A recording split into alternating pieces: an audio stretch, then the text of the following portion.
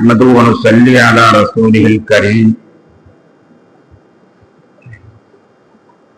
أما بعد وقد قال الله تعالى في كلامه الكريم والفرقان المجيد أعوذ بالله من الشيطان الرجيم بسم الله الرحمن الرحيم وما محمد إلا رسول قد خلت من قبله الرسل أفإن مات أو قتل انقلبتم على أعقابكم فمن ينقلب على عقبيه ولن يضر الله شيئا وسيجزي الله الشاكرين صدق الله مولانا العلي العظيم اللهم صل على سيدنا محمد شمس الأنبياء وبدر المرسلين وقطب الأولياء وافتخار المتقين تاج الأمة شفيع المذنبين شفيعي يوم القيامة الله يا هادي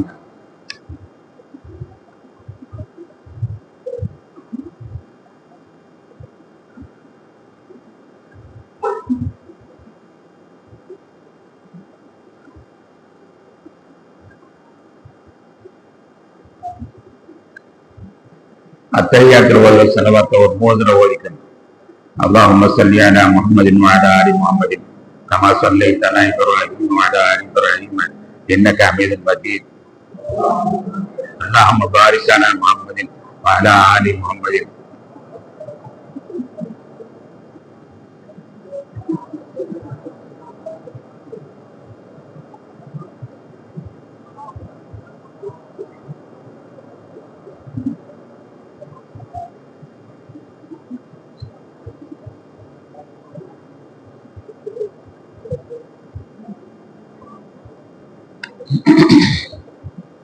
சிறப்பான இந்த மீலாத் விழா நிகழ்ச்சியினுடைய தலைவரும் நமது ஜாமியாவுடைய தலைவருமாகிய ரஃபீக் அண்ணன் அவர்களே, இஸ்லாமிய ட்ரஸ்ட் போர்டுடைய நிர்வாகிகளே, நான் எந்த காலத்தில் இந்த வீரசோழன் நடையெடுத்து வந்தேனோ அதிலிருந்து தவறாமல் இந்த விழாக்கள் கலந்து கொள்ளக்கூடிய பிடி சார் என்று எல்லாராலும் அன்பளிக்கப்படக்கூடிய பெருந்தகை அவர்களே, எனது ஜாமியாவுடைய பேராசிரியர் பெருமக்களே, சிவகாசி ஹிஃபுல் மதரசாவுடைய பேராசிரியர் அஜ்மீர் ஹைரி அவர்களே, நம் ஊரின் மும்மஸ்ஜிதுகளான 3 பள்ளிவாசலுடைய இமாம்களே, எனது அன்பு குறித்தான மாணவ செல்வங்களே,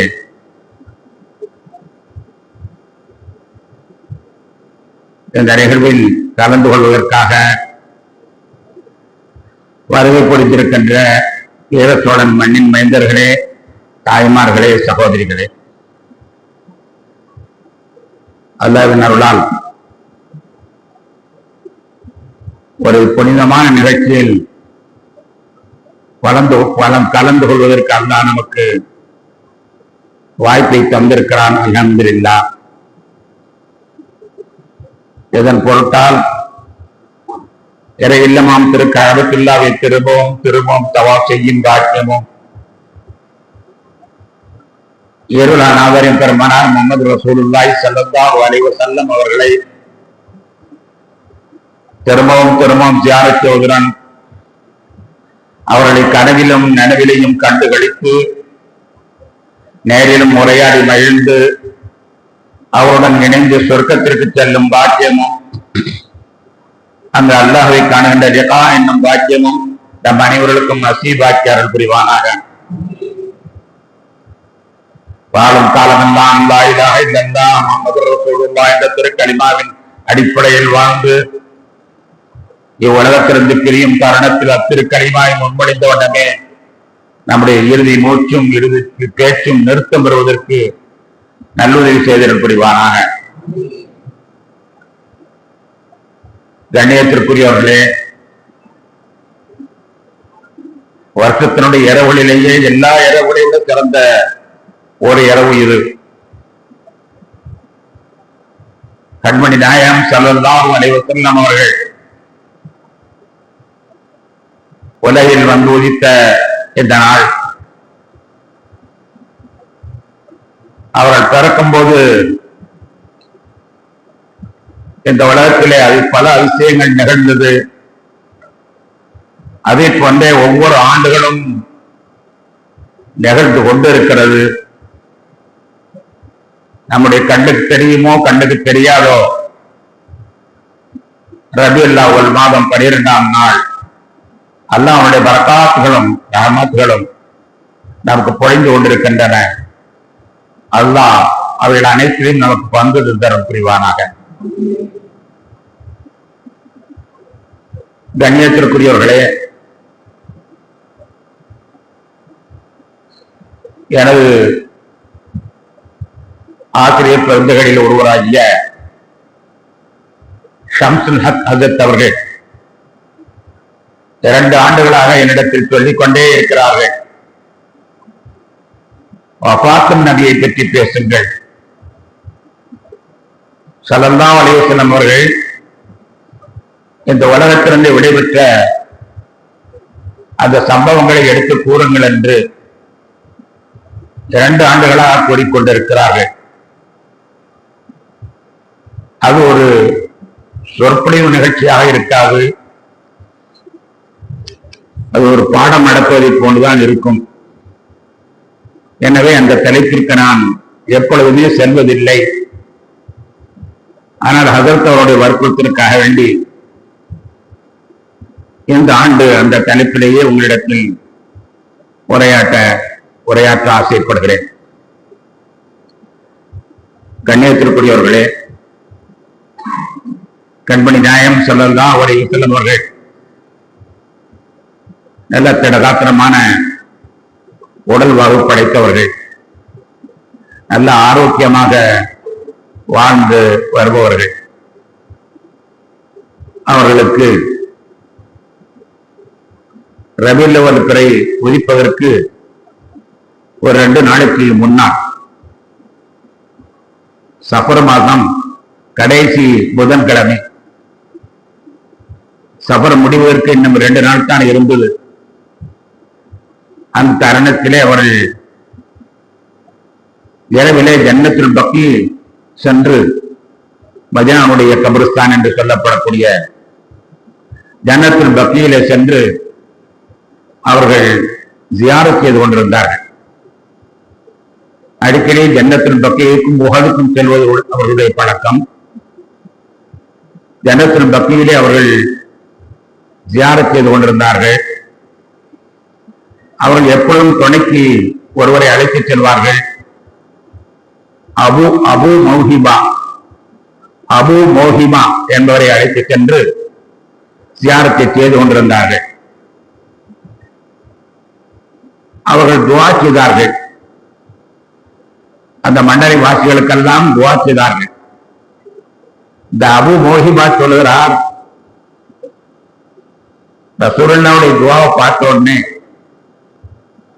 எனக்கு அந்த துஆ கிடைக்கலையே, எனக்கு மனக்குறையா இருந்துச்சு.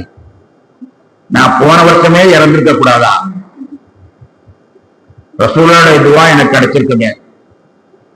போன வருஷமே இறந்திருந்தா ரசூலுல்லாஹ்வுடைய துஆ கிடைச்சிருக்குமே. நான் போன வருஷமே இறந்திருக்க கூடாதா என்று அந்த துஆவை பார்த்து நான் நினைத்தேன். அவ்வளவு உருக்கமாக, அவ்வளவு நண்பர்கள் மீது பிரியப்பட்டு அந்த துஆவை செய்தார்கள். அந்த துஆ முடிஞ்ச உடனேயே என்னை கூப்பிட்டார்கள். யா அபா மோஹிபா என்னி ஊத்தீத்து மஃபாத்திஹல் கஸாயினி துன்யா வல் குல்த பிஹா வல் ஜன்னத வ பைன லிகாஇ ரப்பி. இந்த உலகத்தினுடைய எல்லா செல்வங்களையும் எல்லா விதமான புதையல்களையும் இந்த உலகத்தில் நிரந்தரமாக உள்ளளவும் இருக்கும் பாக்கியத்தையும் அல்லாஹ் இல்லை, இன்னும் சொர்க்கத்தையும் கூட அல்லாஹ் எனக்கு தருவதா சொன்னான். அது வேண்டுமா அல்லது என்னை சந்திக்க வேண்டுமா என்று கேட்கிறான். இந்த உலகத்தோடு எல்லா செல்வங்களும் எல்லா பாக்கியங்களும் உலகம் அழியும் வரை நான் நிரந்தரமாக இருந்து அனுபவிக்கக்கூடிய பாக்கியம் வேண்டுமா, என்னை சந்திக்க விரும்புகிறீர்களா என்று அல்லாஹ் என்னிடத்தில் கேட்கிறான் என்று அபு மோஹிபா என்பவரிடத்திலே சொன்னார்கள். உடனே ஆசைப்பட்டு அபு மோஹிமா கேட்டார், எதை தேர்ந்தெடுத்தீர்கள் நாயகமே? லா வல்லாஹி அயா அபா மௌஹிபா லகத் இஃப்தர்து லிகா ரப்பி. அல்லாஹ் மீது சத்தியமாக சொல்கிறேன், அபு மோஹிபாவே, நான் அல்லாஹ்வை சந்திப்பதை தேர்ந்தெடுத்து விட்டேன் என்று சொன்னார். அப்பொழுதே எனக்கு சுரீரென்று போய்விட்டது. இருந்தாலும் செய்தியை புரிந்து கொண்டேன். நபிகள் நாயகம் ஸல்லல்லாஹு அலைஹி வஸல்லம் அவர்கள் சீக்கிரம் நம்மை விட்டு பிரிய இருக்கிறார்கள் என்ற தகவலை நான் அறிந்து கொண்டேன். அதன் பிறகு 2 பேரும் வீட்டுக்கு திரும்பினோம். நபிகள் நாயகம் ஸல்லல்லாஹு அலைஹி வஸல்லம் அவர்கள் நேரடியாக ஆயிஷா ரலியல்லாஹு அன்ஹா சென்று, ஆயிஷா, எனக்கு தலை வலிக்கிறது என்று கூறினார்கள். தலை வலிக்கிறது என்று கூறினார்கள். உடனே ஹஜ்ரத் ஆயிஷா ரலியல்லாஹு அன்ஹா சொன்னாங்க, ஆமா, எங்களுக்கெல்லாம் தலை வலிக்கும் போது யாரும் கேட்கல, எனக்கு தலைவலின்னு வந்து சொல்ல வந்துட்டீங்களோ என்பதாக கேட்டார். அது பெண்களுடைய பழக்கம். பெண்களுடைய பழக்கம் அப்படித்தான். நாம ஏதாவது ஒரு தலைவலிக்கின்றா அப்பதான் அவங்களுக்கு போவோம். அப்படி சொல்லுகிறார்கள். எனக்கெல்லாம் தலைவலிச்சுட்டு இருந்துச்சு, அப்பெல்லாம் ஒண்ணுமே கேட்கல, உங்களுக்கு தலைவலிக்கணும்னு வந்து கேட்கிறீர்களோ என்பதாக அதற்கு ஆயிஷா எல்லாத்திலும் சொன்னார்கள். சொன்ன உடனே நாயகம் ஸல்லல்லாஹு அலைஹி வஸல்லம் பார்த்தார்கள். அந்த தலைவலி நேரத்திலும் கூட ரொம்ப சீரியஸாக கேட்கிறாங்க. இது நம்ம சீரியஸான நேரத்தில் இந்த மாதிரி கேட்கிறாங்க. வருத்தம் தான். வருத்தமாக இருந்தாலும் அந்த நேரத்தை நாம் கோபத்தை காட்டக்கூடாது என்று நினைத்து உடனே அதை ஒரு தமாஷான சூழ்நிலையாக ஆக்குறாரு. இப்படி ஆயிஷா, உனக்கு தலை வலிச்சிட்டா? எனக்கு தெரியாத, உனக்கு தலை வலிச்சா நீ மௌத்தாயிருவே. ஏன்னா தலைவலிங்கிறது அந்த காலத்தை பொறுத்தளவுதான் மௌத்துடைய வியாதி. இப்பெல்லாம் பிறக்கும் போதே தலைவலிக்கின்ற பிறக்கும். குவான்னு அழுகுதோ இல்லையோ, தலைவலிக்கின்றது அழுகுது. இப்ப பிறந்ததுல இருந்தே தலைவலி வந்துருது. ஆனால் அந்த காலத்துல தலைவலி என்பது மரணம். அந்த மாதிரி சந்தர்ப்பத்துல ஆயிஷா நாயகம் தலைவலிகள் சொன்ன உடனே ரசூலுல்லாஹி ஸல்லல்லாஹு அலைஹி வஸல்லம் இந்த கோபமான சூழலை, எனக்கு கஷ்டம் வருது இருக்குது, அதுதான் பொறுமை, கஷ்டமா இருக்குங்கிறதுக்கான இந்த நேரத்தில் கோபப்படக்கூடாது என்பதற்காக வேண்டி கடுமையான தலைவலியும் தாங்கிக் கொண்டு வஃபாத்தாகுவதற்கு முன்னால் வரக்கூடிய தலைவலி எப்படி இருக்கும் என்பதை நீங்கள் நினைத்து பாருங்கள். அப்படிப்பட்ட கடுமையான தலைவலியும் தாங்கிக் கொண்டு அந்த சூழலை தமாஷாக மாற்றுகிறார்கள். அப்படி ஆயிஷா, அப்படி ஆனா நீ இறந்து போயிருவ, தலைவலிச்சா இறந்து போயிருவ, நீ இறந்து போனா உன்னை நானே என் கையினால கவனிட்டு உன்னை நானே தகவன் செஞ்சு அடைக்குவேன் என்பதாக சொன்னார்கள். உடனே அதற்கு ஆயிஷா ரலியல்லாஹு அன்ஹா சொன்னார்கள், அது மட்டுமா செய்வீங்க? என்னை அடக்கிட்டு அடுத்த மனைவி வீட்டுக்கு போயிட மாட்டீங்களா என்பதாக அவர்கள் கேட்கிறார்கள். உடனே ரசூலுல்லாஹி ஸல்லல்லாஹு அலைஹி வஸல்லம் சிரித்து விட்டார்கள். ஆயிஷா நாயகம் சிரித்து விட்டார்கள். அந்த செய்தி அது அப்படியே விடப்பட்டு விட்டது. பெருமானார் ஸல்லல்லாஹு அலைஹி வஸல்லம் அவர்களுக்கு கடுமையான அந்த வலி நேரத்திலையும் அந்த நிகழ்ச்சியை சாந்தமாக மாற்றினார்கள். அதன் பிறகு உஹது மலைக்கு சென்றார்கள். அந்த இரவிலேயே உஹது மலைக்கு சென்றார்கள். உஹது மலைக்கு போய் அங்கே தன்னுடைய நண்பர்களுக்காண்டி துஆ செய்தார்கள். அன்தும் லனா சலகும் வனகனுலக்கும் தபாவும் என்பதாக துஆ செய்துவிட்டு, எங்களுக்காக வேண்டி எனக்காக வேண்டி நீங்கள் உயிரையெல்லாம் கொடுத்தீர்கள், உங்களுக்கு நான் என்ன கைமாறு செய்ய போகிறேனோ, எனக்காக வேண்டி நீங்கள் உயிரையெல்லாம் கொடுத்தீர்கள், உங்களுக்கு நான் என்ன கைமாறு செய்ய போகிறேனோ என்று இந்த துஆவின் கூட சொன்னார். சொல்லிவிட்டு சொன்னார்கள், அன்தும் லனா சலகும் வனகன் விளக்கும் தபாம், நீங்கள் முந்தி சென்று விட்டீர்கள், வெகு சீக்கிரமே உங்களை சந்திக்க நான் வருகிறேன் என்று நபிகள் நாயகம் ஸல்லல்லாஹு அலைஹி வஸல்லம் கூறிவிட்டு அதன் பிறகு அன்று இரவு அப்படியே கழிந்தது. கண்ணியத்திற்குரியவர்களே, அதன் பிறகு அடிக்கடி நபிகள் நாயகம் ஸல்லல்லாஹு அலைஹி வஸல்லம் அவர்களுக்கு மயக்கம் வர ஆரம்பித்துவிட்டது. ஒரு விதமான காய்ச்சல், நரம்பெல்லாம் சுடுகிற ஒரு காய்ச்சல், ஒரு விதமான மயக்கம் வர ஆரம்பித்துவிட்டது. அடிக்கடி மயக்கம் வர்றதை பார்த்த உடனே அங்கு உள்ளவர்லாம் சொன்னாங்க, நிமோனியா காய்ச்சலா இருக்கும் என்பதாக சொன்னார்கள். நிமோனியா காய்ச்சல் அல்ல, நிமோனியாங்கிறது சைத்தானுடைய வேலை. எனவே இது எனக்கு நிமோனியா காய்ச்சல் அல்ல என்பதை சொல்லிக் கொண்டிருக்கும் பொழுதே பர்ரா இப்னு ஆசிப் ரலியல்லாஹு அன்ஹு ஒரு நண்பர், அவருடைய தாயார் வந்தாங்க. தாயார் வந்தவங்க அவங்கள்ட்ட சொன்னாங்க, ஏம்மா எனக்கு காய்ச்சல் எதனா வந்து தெரியுமா, நான் ஒரு யூத பெண் விருந்து கொடுத்தான்னு நான் சாப்பிட்டேனா, யூத பெண் விருந்து கொடுத்தான்னு ஒரு 4 வருஷத்துக்கு முன்னால நான் சாப்பிட்டேனா, சாப்பிடும் பொழுது அந்த பெண் கொடுத்த இறைச்சியில விஷம் கலந்திருந்தது. விஷம் கலந்திருந்தது. அந்த நேரத்தில் அல்லாஹ் எனக்கு காட்டி தந்தான். ஆனா நான் கொஞ்சமா சாப்பிட்டேன். அது உள்ள போனது எனக்கு இப்ப வேலை செய்யுது. இதுவரை அந்த நன்றி என்னை ஒன்றும் செய்யவில்லை. ஏன்னா என்ற குர்ஆன் வந்துகிட்டு இருந்துச்சு, வஹி வந்துகிட்டு இருந்துச்சு, ஜிப்ரீல் வந்துகிட்டு இருந்தார். எப்பவும் ஜிப்ரீல் வர்ற காரணத்தினால என் உடம்புல எதுவுமே செய்யல. ஆனா இப்பதான் வஹி முடிந்து விட்டது. நான் உலகத்திற்கு பிரிவதற்கான தருணம் நெருங்கி விட்டது. எனவே நிச்சயமாக அந்த ஜிப்ரீல் எனக்கு அந்த மாதிரி வழியை கொண்டு வர மாட்டார். அதனால எனக்கு வேலை செய்து பர்ரா இப்னு ஆசிமுடைய தாயாரை அழைத்து சொன்னார்கள், அதுதான் எனக்கு காய்ச்சலாக இருக்கிறது அம்மா என்பதாக சொன்னார்கள். சொல்லிவிட்டு அவர்களுக்கு எப்போ ஓடி விடுறது பழக்கம் இருக்கும். ரசூலுல்லாஹி ஸல்லல்லாஹு அலைஹி வஸல்லம் அவர்கள் அவர்களுக்கு எப்ப இருந்தாலும் ஓடிடுவாங்க. அல்லாஹும்ம அதுஹபில் பாஸ ரப்பன் நாஸ் இஸ்ஃபி அன்த ஷாஃபி லா ஷிஃபா இல்லா ஷிஃபாவுக ஷிஃபான் லா யுகது ஸக்மா என்று சொல்வது பழக்கம். அவர் ஓடிடுவாங்க, அடுத்தவங்களுக்கும் அவங்களுக்கும் ஓடிடுவாங்க. அல்லாஹும்ம யா அல்லாஹ் அதுஹபில் பாஸ ரப்பன் நாஸ், மனிதர்களுடைய இறைவனே நோயை நீக்கிவிடு, அந்த ஷாஃபி நீதான் நோய் நலம் தருபவன், அந்த ஷாஃபி இஸ்வி எங்களுக்கு சுகத்தை கொடுத்து விடு, ஷிஃபான் இல்லா லா ஷிஃபா இல்லா ஷிஃபாவுக்கு உன்னுடைய நோய் நலம் தவிர வேறு நோய் நலம் கிடையாது, ஷிஃபான் லா யுகது ஸக்மா என வியாதியை தராத நோயை நீ தருவாயாக, எதிர்வனி ஆக்கக்கூடிய நோயை தராத ஒரு நோயை தருவாய, நோய் நலம் தருவாயாக என்பதாக துஆ செய்தார்கள். துஆ செய்வார்கள் எப்போதும். ஆனா இன்னைக்கு செய்ய மாட்டேன்ட்டாங்க. ஆயிஷா நாயகம் கூட சொன்னாங்க, எப்போ நீங்க ஓதி விடுவீங்களே அது ஓதுங்களே, முடியாது என்று சொல்லிவிட்டார். அதை போன்று எப்பொழுதுமே நோய் நலம் ஏற்பட்டு விட்டால் அவர் ஓதாமல் என்றுமே படுத்ததில்லை. படுக்கும் பொழுது இந்த 3 சூறாக்களை ஓதி விட்டுத்தான் படுப்பார்கள். ஓதி உடம்பெல்லாம் மூடி விட்டுத்தான் படுப்பார்கள். ஆனால் இன்று அதை ஓத சொன்னோம், அப்பொழுதும் ஓத மாட்டேன் என்று சொல்லிவிட்டார். அப்பொழுதே எங்களுக்கு புரிந்து விட்டது, என்னமோ நடக்க போறது, என்னமோ நடக்க போறது. ஓய்விட சொன்னா ஓய்விட மாட்டேங்கிறாங்க.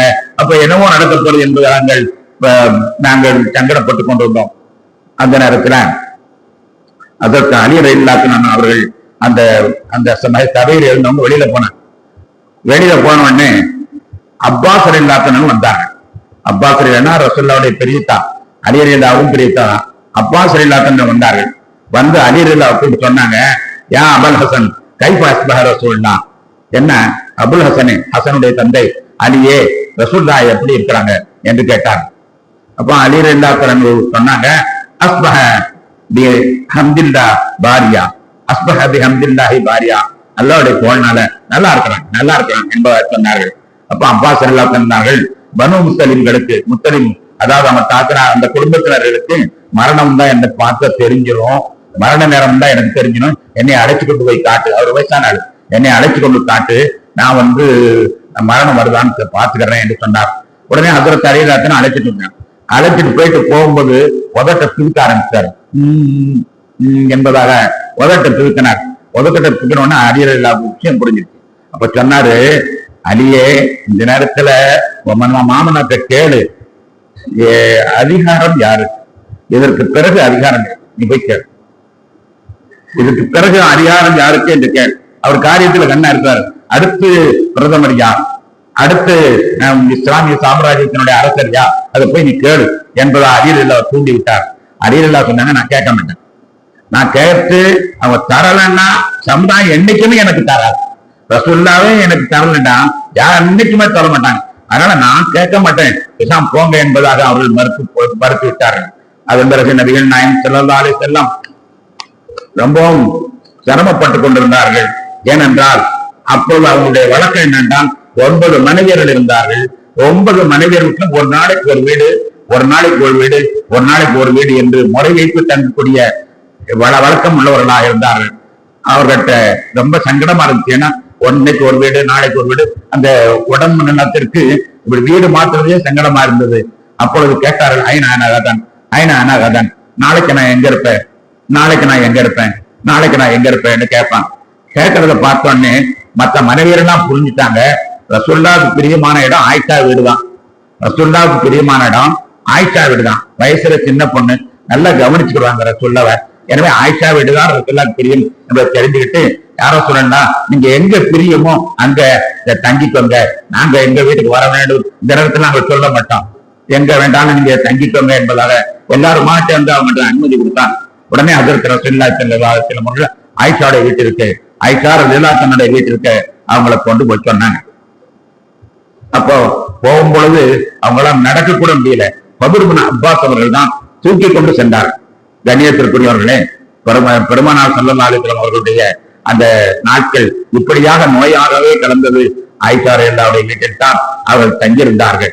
வியாழக்கிழமை, அது வியாழக்கிழமை அன்று, அதாவது திங்கட்கிழமை வஃபாத்தாகிறார்கள் என்றால் அதற்கு முன்னால் உள்ள வியாழக்கிழமை அன்று திடீரென்று நான் மக்களிடத்துல போக போறேன், மக்களிடத்துல தொழுக போறேன் என்பதாக சொன்னார்கள். மக்களிடத்துல அந்த வழியாக போறேன் என்று சொன்னார்கள்.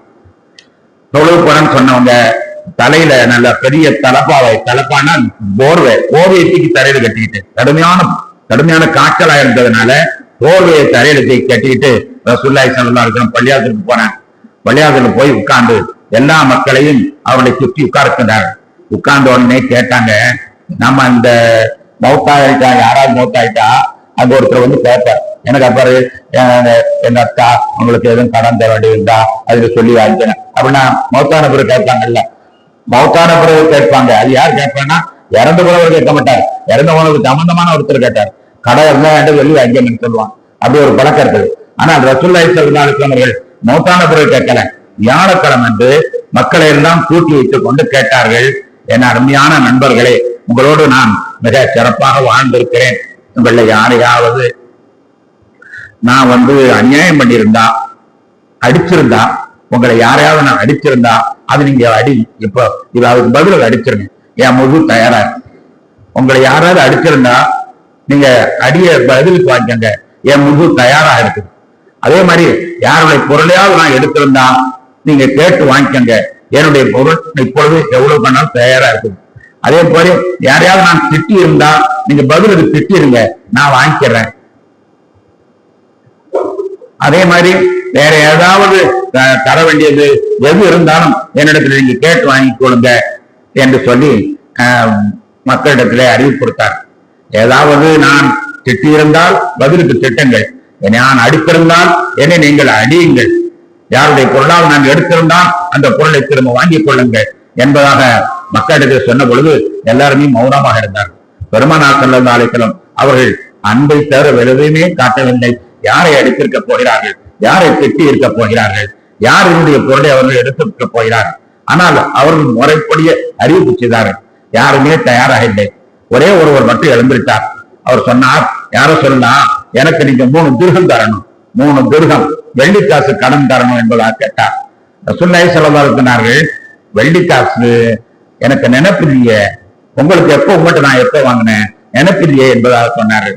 அப்பொழுது அந்த நண்பர் சொன்னார், நீங்க ரோட்ல போய்கிட்டு இருந்தீங்க, அந்த நேரத்துல ஒருவர் உங்கள்கிட்ட கடன் ஏசான்னு கேட்டார், பிச்சை கேட்டார்.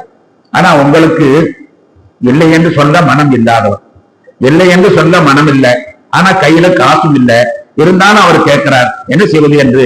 என்னை திரும்பி பார்த்தீர்கள், நான் நின்றேன், என்கிட்ட உன்ட்ட எது காசு இருக்காப்பான்னு கேட்டீங்க, ஆமா என்கிட்ட 3 திருகம் இருக்குது, அதை கொடு நான் திருப்பி தர்றேன்னு சொல்றேன். தர்றேன்னு சொன்னீங்களே, தரல. நினைப்பு வந்துச்சு, உண்மையிலே நினைப்பு வந்துச்சுப்பா. சரி ஃபதுல் பின் அப்பாஸ் தம்பியை கூப்பிட்டு சொன்னா, ஃபதுல் பின் அப்பாஸ் உடனே அவருக்கு அந்த 3ஐயும் கொடுத்து விடுங்கள் என்பதாக சொன்னார்கள். அதற்கு பிறகு அல்லாஹ் தஆலா ஒரு அடியாருக்கு 2 இஷ்டம் கொடுத்தான். ஒண்ணு இந்த உலகம் வேணுமா மறுமை வேணுமா என்று இஷ்டம் கொடுத்தான். நான் மறுமையை தான் தேர்ந்தெடுத்துக்கிட்டேன்னு சொன்ன உடனே ஹஜ்ரத் அபூபக்கர் ரலியல்லாஹு அன்ஹு அழுக ஆரம்பித்தார். அபூபக்கர் ரலியல்லாஹு அன்ஹு அவர்கள் அழுக ஆரம்பித்தார். அழுக ஆரம்பித்த உடனேயே ரசூலுல்லாஹி ஸல்லல்லாஹு அலைஹி வஸல்லம் அவர்களுக்கு ஆறுதல் சொல்வதற்கான ஒரு சம்பவத்தை சொன்னார்.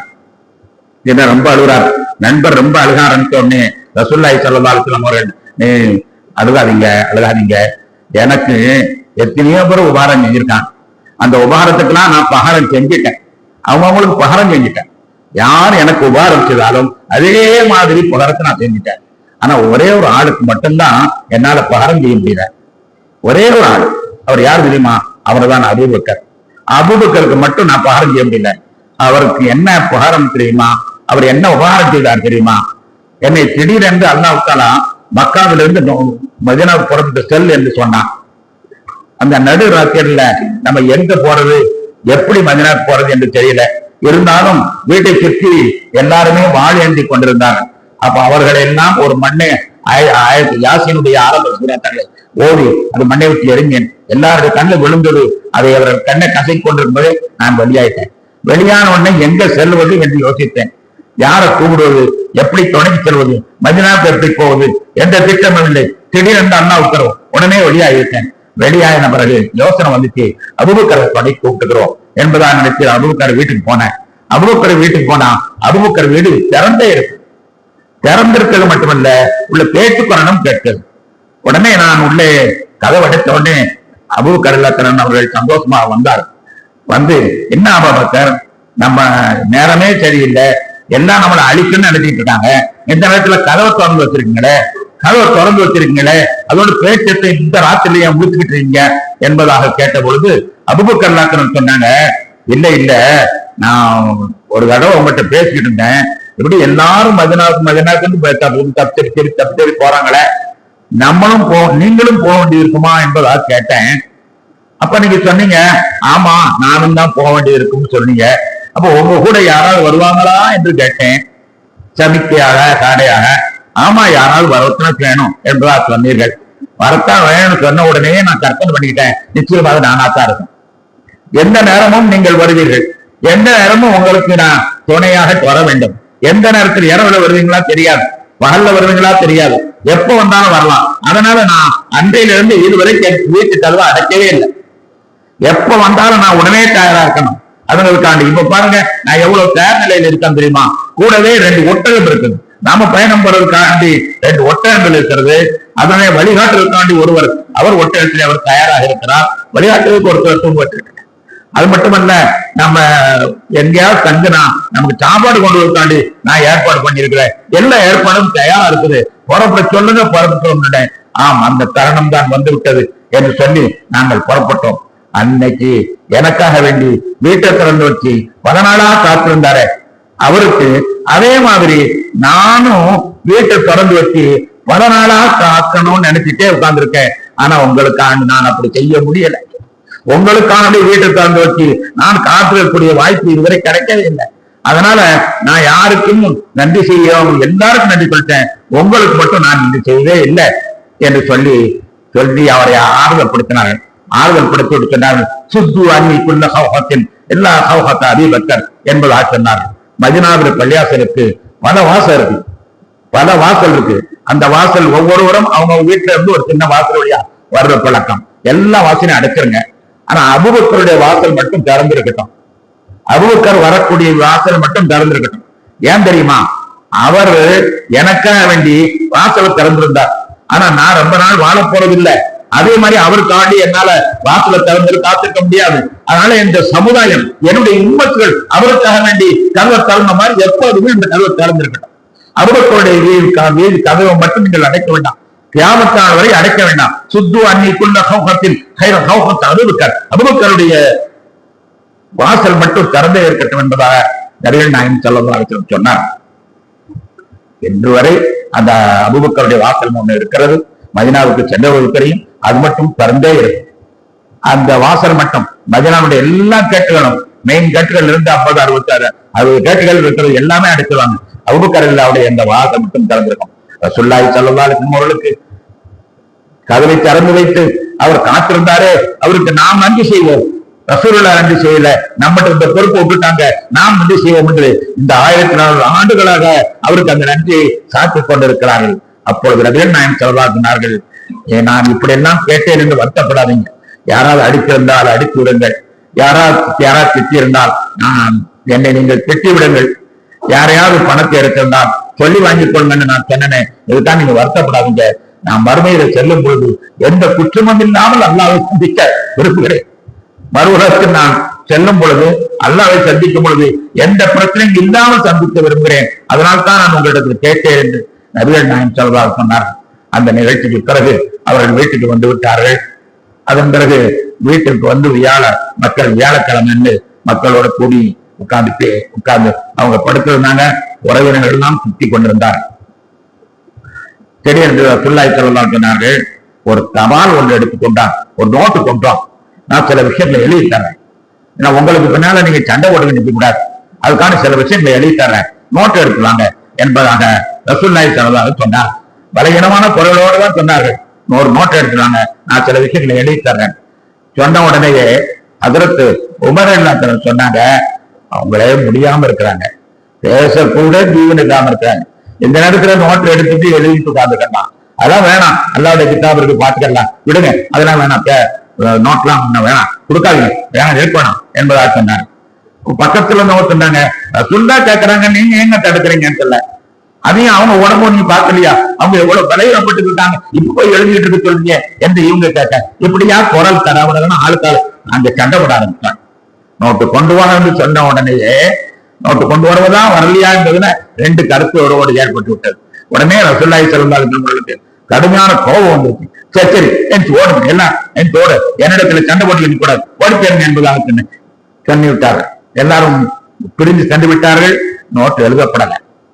இந்த நோட்டை பற்றி அதற்கு இப்னு அப்பாஸ் ரலியல்லாஹு அன்ஹு பின்காலத்தில் சொல்லுவாங்க, இன்னர் ரஸியத்த குல்லர் ரஸியத்தி மஹால பைனனா வ பைன கிதாபத்தின் நபி ஸல்லல்லாஹு அலைஹி வஸல்லம் சொல்வார்கள். ரசூலுல்லாஹ் என்ன எழுதி தர விரும்பினாங்களோ தெரியல, தனக்கு பிறகு யார் அரசாட்சின்னு சொன்னாங்களா, அல்லது என்னென்ன நடக்கும், யார் யாருக்கு எது அந்த பொறுப்புன்னு சொன்னாங்களா, என்ன எழுதுனாங்கன்னு தெரியல, என்ன எழுதுனாங்கன்னு தெரியாது, தெரியும், அது தெரியாம போனது இந்த சமுதாயத்துக்கு எவ்வளவு பெரிய கஷ்டம் தெரியுமா. சொல்லி இருந்தாங்கண்டா அந்த சொல்லுடைய அந்த அற்புதமான நபிகள் நாயகம் ஸல்லல்லாஹு சொல்லுக்கு யாருமே நீர் செய்ய மாட்டாங்க. ஆனா சொல்லாம போனதுனால நமக்கு தெரியாமலே போச்சு, என்ன மனசுல அவங்க மனசுல இருந்துச்சு, அதை சொல்ல விடாம இந்த ஆளுவை சண்டை போட்டாங்களே என்பதாக சொன்னார்கள். அதான் சொன்னாங்க, அழிவிலையும் பேரழிவு எது தெரியுமா, ரசூலுல்லாஹி ஸல்லல்லாஹு அலைஹி வஸல்லம் எழுதி தர வேண்டிய இந்த தபாலை தடுத்தார்களே அந்த சண்டை தான் என்று அதற்கு இப்னு அப்பாஸ் சொன்னார்கள். அதன் பிறகு ரசூலுல்லாஹி ஸல்லல்லாஹு அலைஹி வஸல்லம் அவர்களுக்கு அதுவரை பள்ளியாசுல தொழுது வச்சிருந்தான், வியாழக்கிழமையோட தொழுது வச்சிருந்தான். வியாழக்கிழமை லோகருக்கு தான் அவங்களால போக முடியுமாங்கிற சந்தேகம், ரொம்ப பலகீனமா இருந்தாங்க. உடனே அதற்கு ஆயிஷா எல்லாத்தையும் கூப்பிட்டு, வியாழக்கிழமை இனிமேல் பள்ளியாசுல போக முடியுமான்னு சந்தேகமா இருக்குது, அதனால நீ என்ன செய்யனா உங்க அத்தாவை தொழுகி சொல். ஒரு ஆளு இமாம் ஒரு கிணத்துல, இமாம் இல்லைன்னா வேற நாய் பாகம் வரணும், அப்ப வேற யாரும் சொல்லலாம், அபூபக்கரை சொல்லு என்று ஆயிஷா ரலியல்லாஹு சொன்னாங்க. ஆயிஷா ரலியல்லாஹு சொன்னாங்க, கொஞ்சம் புத்திசாலி, கொஞ்சம் தமாஷாக பேசி பழக்கம். ரசூலுல்லாஹி ஸல்லல்லாஹு அலைஹி வஸல்லம் அவர்கள் மீது அன்பு, ரொம்ப அன்பு, ரொம்ப அன்புனால கொஞ்சம் கூடுதலா எதிர்ப்பு பேசுற மாதிரி இருக்கும். மேல கூட நான் சொன்னேன்ல, தலைவலிக்குன்னு சொன்னோன்னே, ஆமா எங்களுக்கெல்லாம் தலைவலிக்கும் ஒருத்தர் சொல்லல, உங்களுக்கு தலைவலினா சொல்ல வந்தீங்களா, அப்ப எதிர்த்து பேசுறாங்களா, ரசூலுல்லாஹ் எதிர்த்து பேசுறாங்களான்னு நமக்கு ரெண்டு போறோம். அதே மாதிரி இந்த சந்தர்ப்பத்திலையும் எதிர்த்து பேசுறாங்க.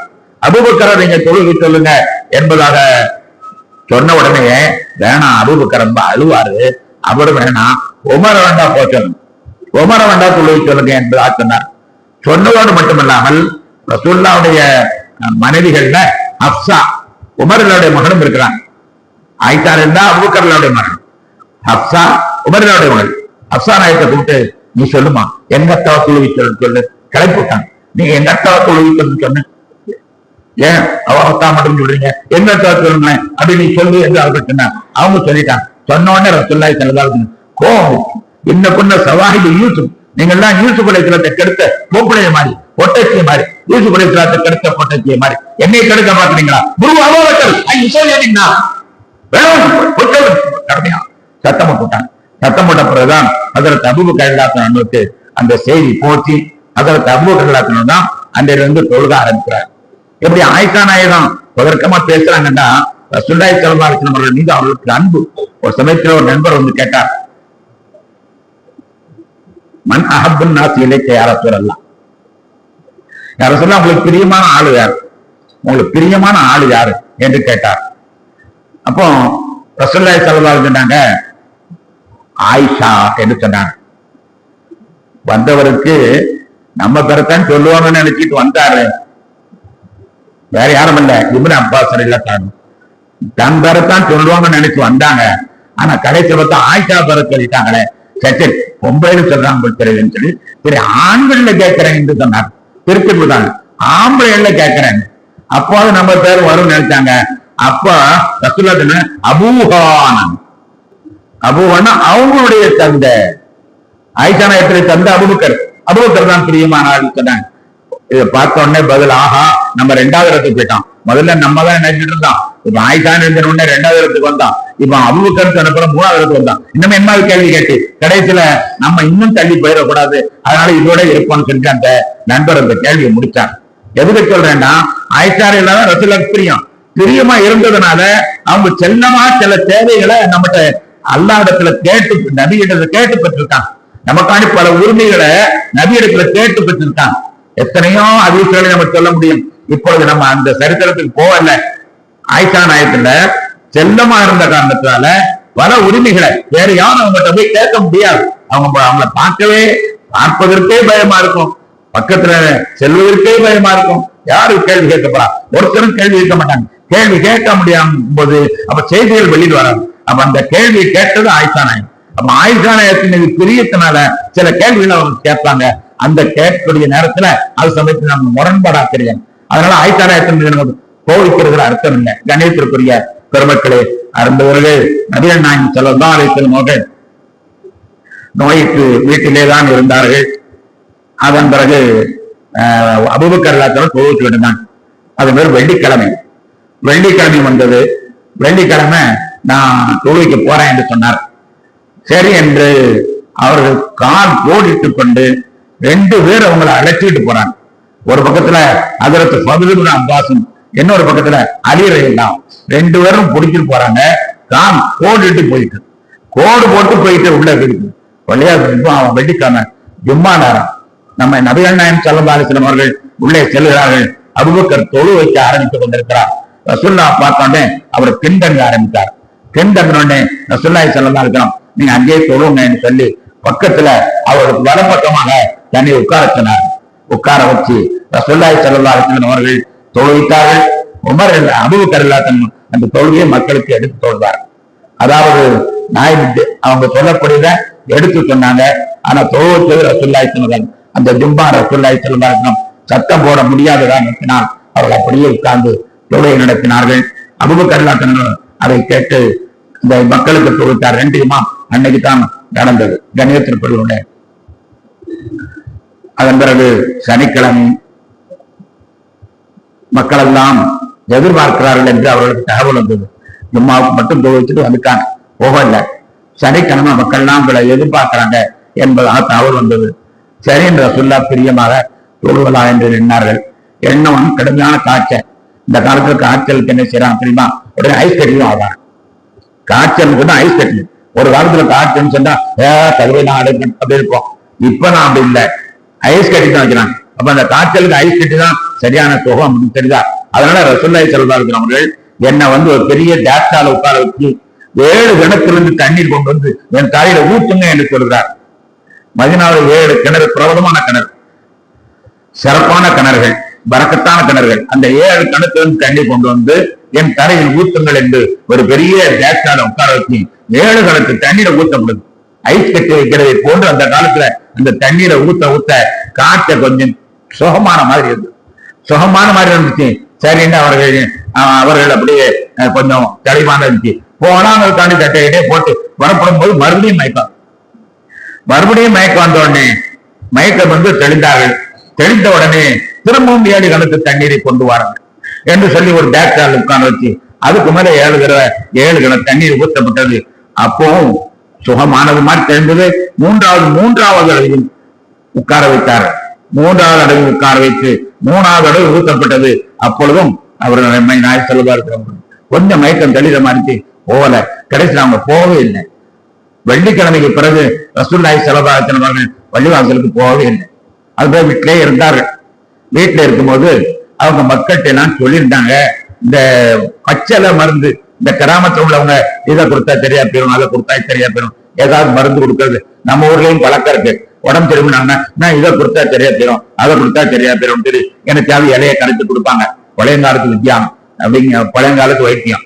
அந்த முறையில மயக்க மருந்து தருவாங்க மாதிரி தெரிஞ்சோடனே ரசூலுல்லாஹி சொல்லிட்டாங்க, எனக்கு யாரும் மயக்க மருந்து தரக்கூடாது. அது ஒரு வகையான மயக்க மருந்து. அந்த மயக்க மருந்து எனக்கு யாரும் தரக்கூடாது என்று கடுமையான உத்தரவை போட்டிருந்தார். அப்படி இருந்த சந்தர்ப்பத்துல பொம்பளை எல்லாம் சேர்ந்து, ஆமா நோயாளி மருந்து சாப்பிட என்னைக்கு பார்த்தாலும் சங்கடம் தான் படுவாங்க. அது மாதிரி ரசூலுல்லாஹ் படுறாங்க. நோயாளி மருந்து குடிக்க சங்கடப்படுவான். அது ரசூலுல்லாஹ்டையா சொல்ல முடியும்? ரசூலுல்லாஹ் மருந்து குடிக்க சங்கடப்படுவாங்கன்னு அவங்க நினைச்சுக்கிட்டு என்னன்னாங்க, மயக்கமா இருக்கக்கூடிய நேரத்துல ஒரு கைதா கொண்டு வந்து மயக்கமா இருக்கக்கூடிய நேரத்திலேயே அப்படி போட்டுட்டாங்க. மயக்க மருந்தை ரசூலுல்லாஹி ஸல்லல்லாஹு அலைஹி வஸல்லம் அப்பாஸ் ரலியல்லாஹு சொன்னாங்க, கொடுக்காதீங்க, ரசூலுல்லாஹ் கொடுக்காதீங்க, வேணான்னு சொல்லிட்டாங்க, கொடுக்காதீங்க என்று சொன்னார்கள். ஆனாலும் மக்கள் விடவில்லை. கொடுத்த உடனே கண்முழித்து பார்த்தார்கள். எனக்கு அந்த மருந்தை தந்தீங்களா? ஆமா, எல்லாம் முடிக்க ஆரம்பிச்சாங்க. தந்தீங்கன்னா யார் யார் தந்தீங்களோ எல்லாம் வீட்டுல உள்ளவங்க எல்லாம் அது உள்ள மிச்ச மருந்து இருக்கா எல்லாரும் குடி. யாரும் மருந்து கொடுத்து யாரெல்லாம் மருந்து கொடுத்தார்களோ அவர்களெல்லாம் அந்த மருந்தை குடியுங்கள் என்று சொன்னார். குடியுங்கள் என்று சொல்லும் பொழுது யாரால என்ன செய்ய முடியும்? கண்மணி நாயகம் ஸல்லல்லாஹு அலைஹி வஸல்லம் உத்தரவிட்டு விட்டால் எந்த மனிதனால் அதற்கு மாற்றம் செய்ய முடியும்? எல்லாருக்கும் அந்த மருந்தை கொடுக்க, காய்ச்சக்காக கொடுக்க வேண்டிய மருந்தை சும்மா இருக்கக்கூடிய எல்லாத்துக்கும் கொடுக்கணும், தண்டனையாக எல்லாத்துக்கும் கொடுக்கணும். அந்த நேரத்துல அதற்கு மைமூனா ரலியல்லாஹு என்ற ஒரு சஹாபிய மனைவி, ரசூலுல்லாஹ்வுடைய துணைவி, அந்த துணைவி நோன்பு வச்சிருந்தாங்க. நோன்பு வச்சிருந்தாலும் நோன்பை விடு, நோம்ப முடி, நீ மறந்த குடி என்பதாக ரசூலுல்லாஹ் அந்த பெண்ணையும் அவர்களையும் கொடுக்க வைத்தார். கண்ணியத்திற்குரிய பெருமக்களே, அதன் பிறகு ரசூலுல்லாஹி ஸல்லல்லாஹு அலைஹி வஸல்லம் அவர்கள் போகவே முடியல. காற்ற கொதிக்கல் கடுமையா இருக்குது. அப்படி இருந்தாலும் கொஞ்ச நேரம் தெளிவாகிறதும் திரும்பவும் அவர்கள் கஷ்டப்படுவதும், கொஞ்ச நேரம் கோபமாவதும், திரும்பவும் கஷ்டப்படுவதும், இப்படியே இருந்துகிட்டு இருந்தாங்க. கடைசி நேரத்துல திங்கட்கிழமை அதிகாலை வஜ்ருடைய தொழுகையிலே எல்லாம் தயாரா இருக்கக்கூடிய நேரத்துல நபிகள் நாயகம் ஸல்லல்லாஹு அலைஹி வஸல்லம் அவர்கள் வீட்டில் கதவை திறந்து கொண்டு எதிர்பார்க்கிறார். ரசூலுல்லாஹி ஸல்லல்லாஹு அலைஹி வஸல்லம் வீடு என்பது அந்த மதீனாவுக்கு போனவங்களுக்கு தெரியும், பள்ளிவாசல் ஒட்டியே தான் இருக்குது. கதவை திறந்தா பள்ளிவாசலம் வந்துடும். வீட்டினுடைய கதவை திறந்தால் பள்ளிவாசலம். உதாரணமா இந்த கேட்டுக்கு அந்த பக்கம் வீடு இருக்கிறா நினைத்துக் கொள்ளுங்கள். கதவை திறந்தா பள்ளிவாசல் தெரியும். ரசூலுல்லாஹ் கதவை திறந்து திரையை நீக்கிற உடனேயே இந்த மக்கள் எல்லாம் ரொம்ப சந்தோஷப்பட்டு அபூபக்கர் ரலியல்லாஹு தொழுகையை நிறுத்தி கொண்டு பின்னால் வர ஆரம்பித்தார்கள். எல்லா சஹாபாக்களும் அப்படியே குழப்பமாய் நிலையில இருந்தாங்க. அப்புறம் சொல்ல சிரிச்சான். அந்த சிரிப்பை புகாரி இமாம் சொல்லும்போது தபஸ்ஸம முதல்ல புன்சிரிப்பு சிரித்தாங்க. என்பது அது ரொம்ப கடமையா நல்ல சிரிப்பா மாறி ரசூலுல்லாஹி ஸல்லல்லாஹு அலைஹி வஸல்லம் அவர்களுடைய சிரிப்பு ரொம்ப ஆழமான சிரிப்பா மாறிவிட்டது. ஆழமா சிரித்தாங்க, எல்லாத்தையும் பார்த்து சிரித்தாங்க. சிரித்து விட்டு அப்படியே எல்லாத்தையும் இருங்க, நல்லா அல்லாஹ் உங்களுக்கு பரக்கத் அல்லாஹ் உங்களுக்கு பரக்கத் என்பதை சொல்லிவிட்டு கரையை தூக்கிப்பட்டு உள்ளே போய்விட்டார். கண்ணியத்திற்குரிய பெருமக்களே, இந்த சிரிப்பு ஒரு அற்புதமான சிரிப்பு. உலகத்தில் எந்த தலைவனுக்கும் கிடைக்காத ஒரு சிரிப்பு. எந்த தலைவனுக்கும் அவன் இறக்கும் போது அவன் சொன்ன போதனைகளை பின்பற்றியவர் யாராவது இருக்கிறாரா என்றால் இருக்க மாட்டார். அறிஞன் இருக்கிற வரைக்கும் அவன் பேச மாட்டான். அவன் செத்ததுக்கு பிறகுதான் அவர் செய்தார் இவர் செய்தார் என்பதாக சொல்லுவார்கள். இதுதான் சாதாரண வழக்கம், உலகத்துல வழக்கம். கலிலியோ என்பவன் ஒரு உலகத்தை உருண்டன்னு சொன்னான். முத உருண்டன்னு சொன்னான். கடைசியில் அவனை சாகடிச்சு ஜெயில போட்டு சாவடிச்சான். ஏன்? அவன் சொன்னதை ஏற்றுக்கல. ஆனா இப்ப கலிலியோதான் உண்மையான விஞ்ஞானின்னு சொல்றோம். இப்ப போட்டுறான். அப்ப இருக்கிற வரைக்கும் எந்த யாரு அண்ணாவா இருக்கட்டும், அல்லது இவராவா இருக்கட்டும், அல்லது காமராஜரா இருக்கட்டும், அல்லது காந்தியா இருக்கட்டும், எந்த தலைவனா இருந்தாலும் சரி, இருக்க வரைக்கும் அவர் பேட்டி கேட்கறது ஆளே இருக்கார். போன பிறகுதான் அண்ணா சொன்னார், காமராஜர் சொன்னார், கருணாநிதி சொன்னார் என்று அதற்கு பிறகுதான் புகழ் தந்தது கிடக்கும். ஆனா நபிகள் நாயகம் ஸல்லல்லாஹு அவர்கள் மட்டும்தான் பெருமானார் ஸல்லல்லாஹு அலைஹி வஸல்லம் சொன்னதை 100க்கு 100 செயல்படக்கூடிய கூட்டத்தை பார்த்தார்கள். கண்முன்னால் பார்த்தார்கள். தொழுவா 100க்கு 100 நம்மள மாதிரி கடைபிடிச்சா தொழுகிறாங்க கிடையாது. நம்ம மாதிரி நினைச்சா சொல்றது நினைக்கிறா தொழுக அந்த மாதிரி கிடையாது. 100க்கு 100 தொழுவக்கூடிய கூட்டத்தை கண்முன்னால் பார்த்தார்கள். கூட்டத்தை மறுக்கும் பார்க்கவில்லை. அந்த கூட்டத்துக்கு தொழுதால் என்ன கிடைக்கும் என்பதை வாக்களித்தார்களோ அது கிடைப்பதை பார்த்து மகிழ்ச்சி அடைந்தார்கள். ரசூலுல்லாஹ் சொன்னதை செய்த கூட்டத்தையும் பார்த்தார்கள். செய்தால் என்ன கிடைக்குமோ அதை வெற்ற கூட்டத்தையும் பார்த்தார். இவ்வளவு பேர் தொழுகக்கூடிய காட்சியை பார்த்த உடனே அவங்க சந்தோஷம். நாம் சொன்னதை செய்யும் கூட்டத்தை உருவாக்கி விட்டோம், நாம் சொன்னதை 100க்கு 100 செய்யும் கூட்டத்தை உருவாக்கி விட்டோம் என்று அந்த சிரிப்பு என்பது அதுதான் ஒரு அற்புதமான சிரிப்பு. சஹாபாக்கள் சொல்லும் போது சொன்னார்கள், வாழ்க்கையிலே இந்த ஒரு சிரிப்பை நாங்க பார்த்ததே இல்லை. ரசூலுல்லாஹ் எந்த நேரத்திலும் இவ்வளவு சிரித்ததில்லை. சிரிப்பாங்க, எப்ப பார்த்தாலும் புது சிரிப்பா இருப்பாங்க. ஆனா இவ்வளவு சிரித்ததை நாங்க என்னைக்குமே பார்த்ததில்லை. அன்னைக்கு தான் நாங்க பார்த்தோம். கணேசத்திற்குள்ள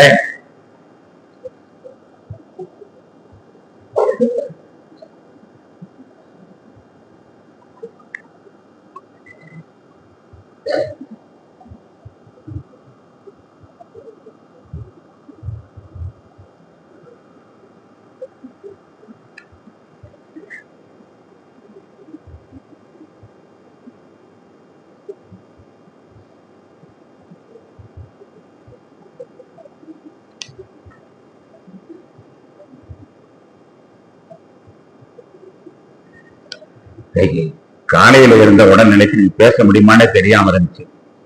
அல்லாஹ்வுடைய விருப்பம் என்னால ஏதோ கொஞ்சமாவது பேச முடியுதா? அல்ஹம்துலில்லாஹ். யாருக்குமே இந்த சிரிப்பு வந்ததில்லை, எந்த ஆராய்ச்சியாளனுக்கும் வந்ததில்லை. ஏனென்றால் அவன் போதனை அவன் இருக்கும் முறை செயல்படுவதில்லை. ஆனால் பெருமானார் ஸல்லல்லாஹு அலைஹி வஸல்லம் அவர்கள் அந்த பெருக்கூட்டத்தை பார்த்தார்கள். சொன்னதை 100க்கு 100 செயலக்கூடியவர்களையும் பார்த்தார்கள். அவர்களுக்கு என்ன கிடைக்கும் என்றதோ அதையும் அவர்கள் செஞ்சதை கண்ணோட கண்டு மகிழ்ச்சியாக சிரித்தார்கள். அந்த சிரிப்பு எங்கேயும் இருந்தது, யாருக்குமே இல்லாத சிரிப்பு. அவர்களுடைய வாழ்க்கையிலேயே அவர்கள் மகிழ்ச்சியாக ஆனந்தமாக சிரித்து விட்டு சென்றவர்கள் அவர்கள் திரும்பவே இல்லை. அதன் பிறகு குடும்ப தடுப்பிலேயே குடும்பத்தண்டத்திலேயே படுத்திருந்தார்கள். திங்கட்கிழமை காலையில் வந்ததற்கு பிறகு சுற்றி மனைவர்கள் உட்கார்ந்திருக்க நபிகள் நாயகம் ஸல்லல்லாஹு அலைஹி வஸல்லம் படுத்திருந்தார்கள். பெரிய மயக்கம். பிறகு எழுந்து சில விஷயங்களை பேசுவார்கள். அப்பொழுது ஒரு 4-5 விஷயங்களை சொல்கிறார்.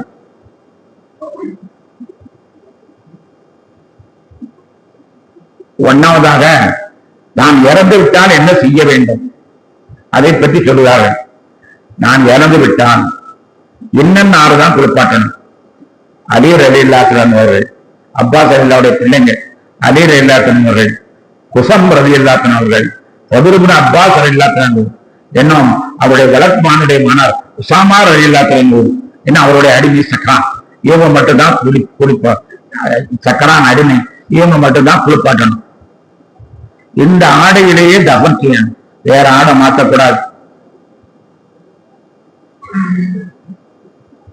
நான் வஃபாத் ஆகிவிட்டால் என்னை வைத்து விட்டு எல்லாரும் போயிருங்க, யாருமே உள்ள இருக்கக்கூடாது, போயிருங்க. சற்று நேரம் கழித்து அதன் பிறகுதான் இங்கே நான் சொன்ன மாதிரி வரணும். முதலாக மலக்குகள் எனக்கு என்னை கண்டுவிட்டு செல்வார்.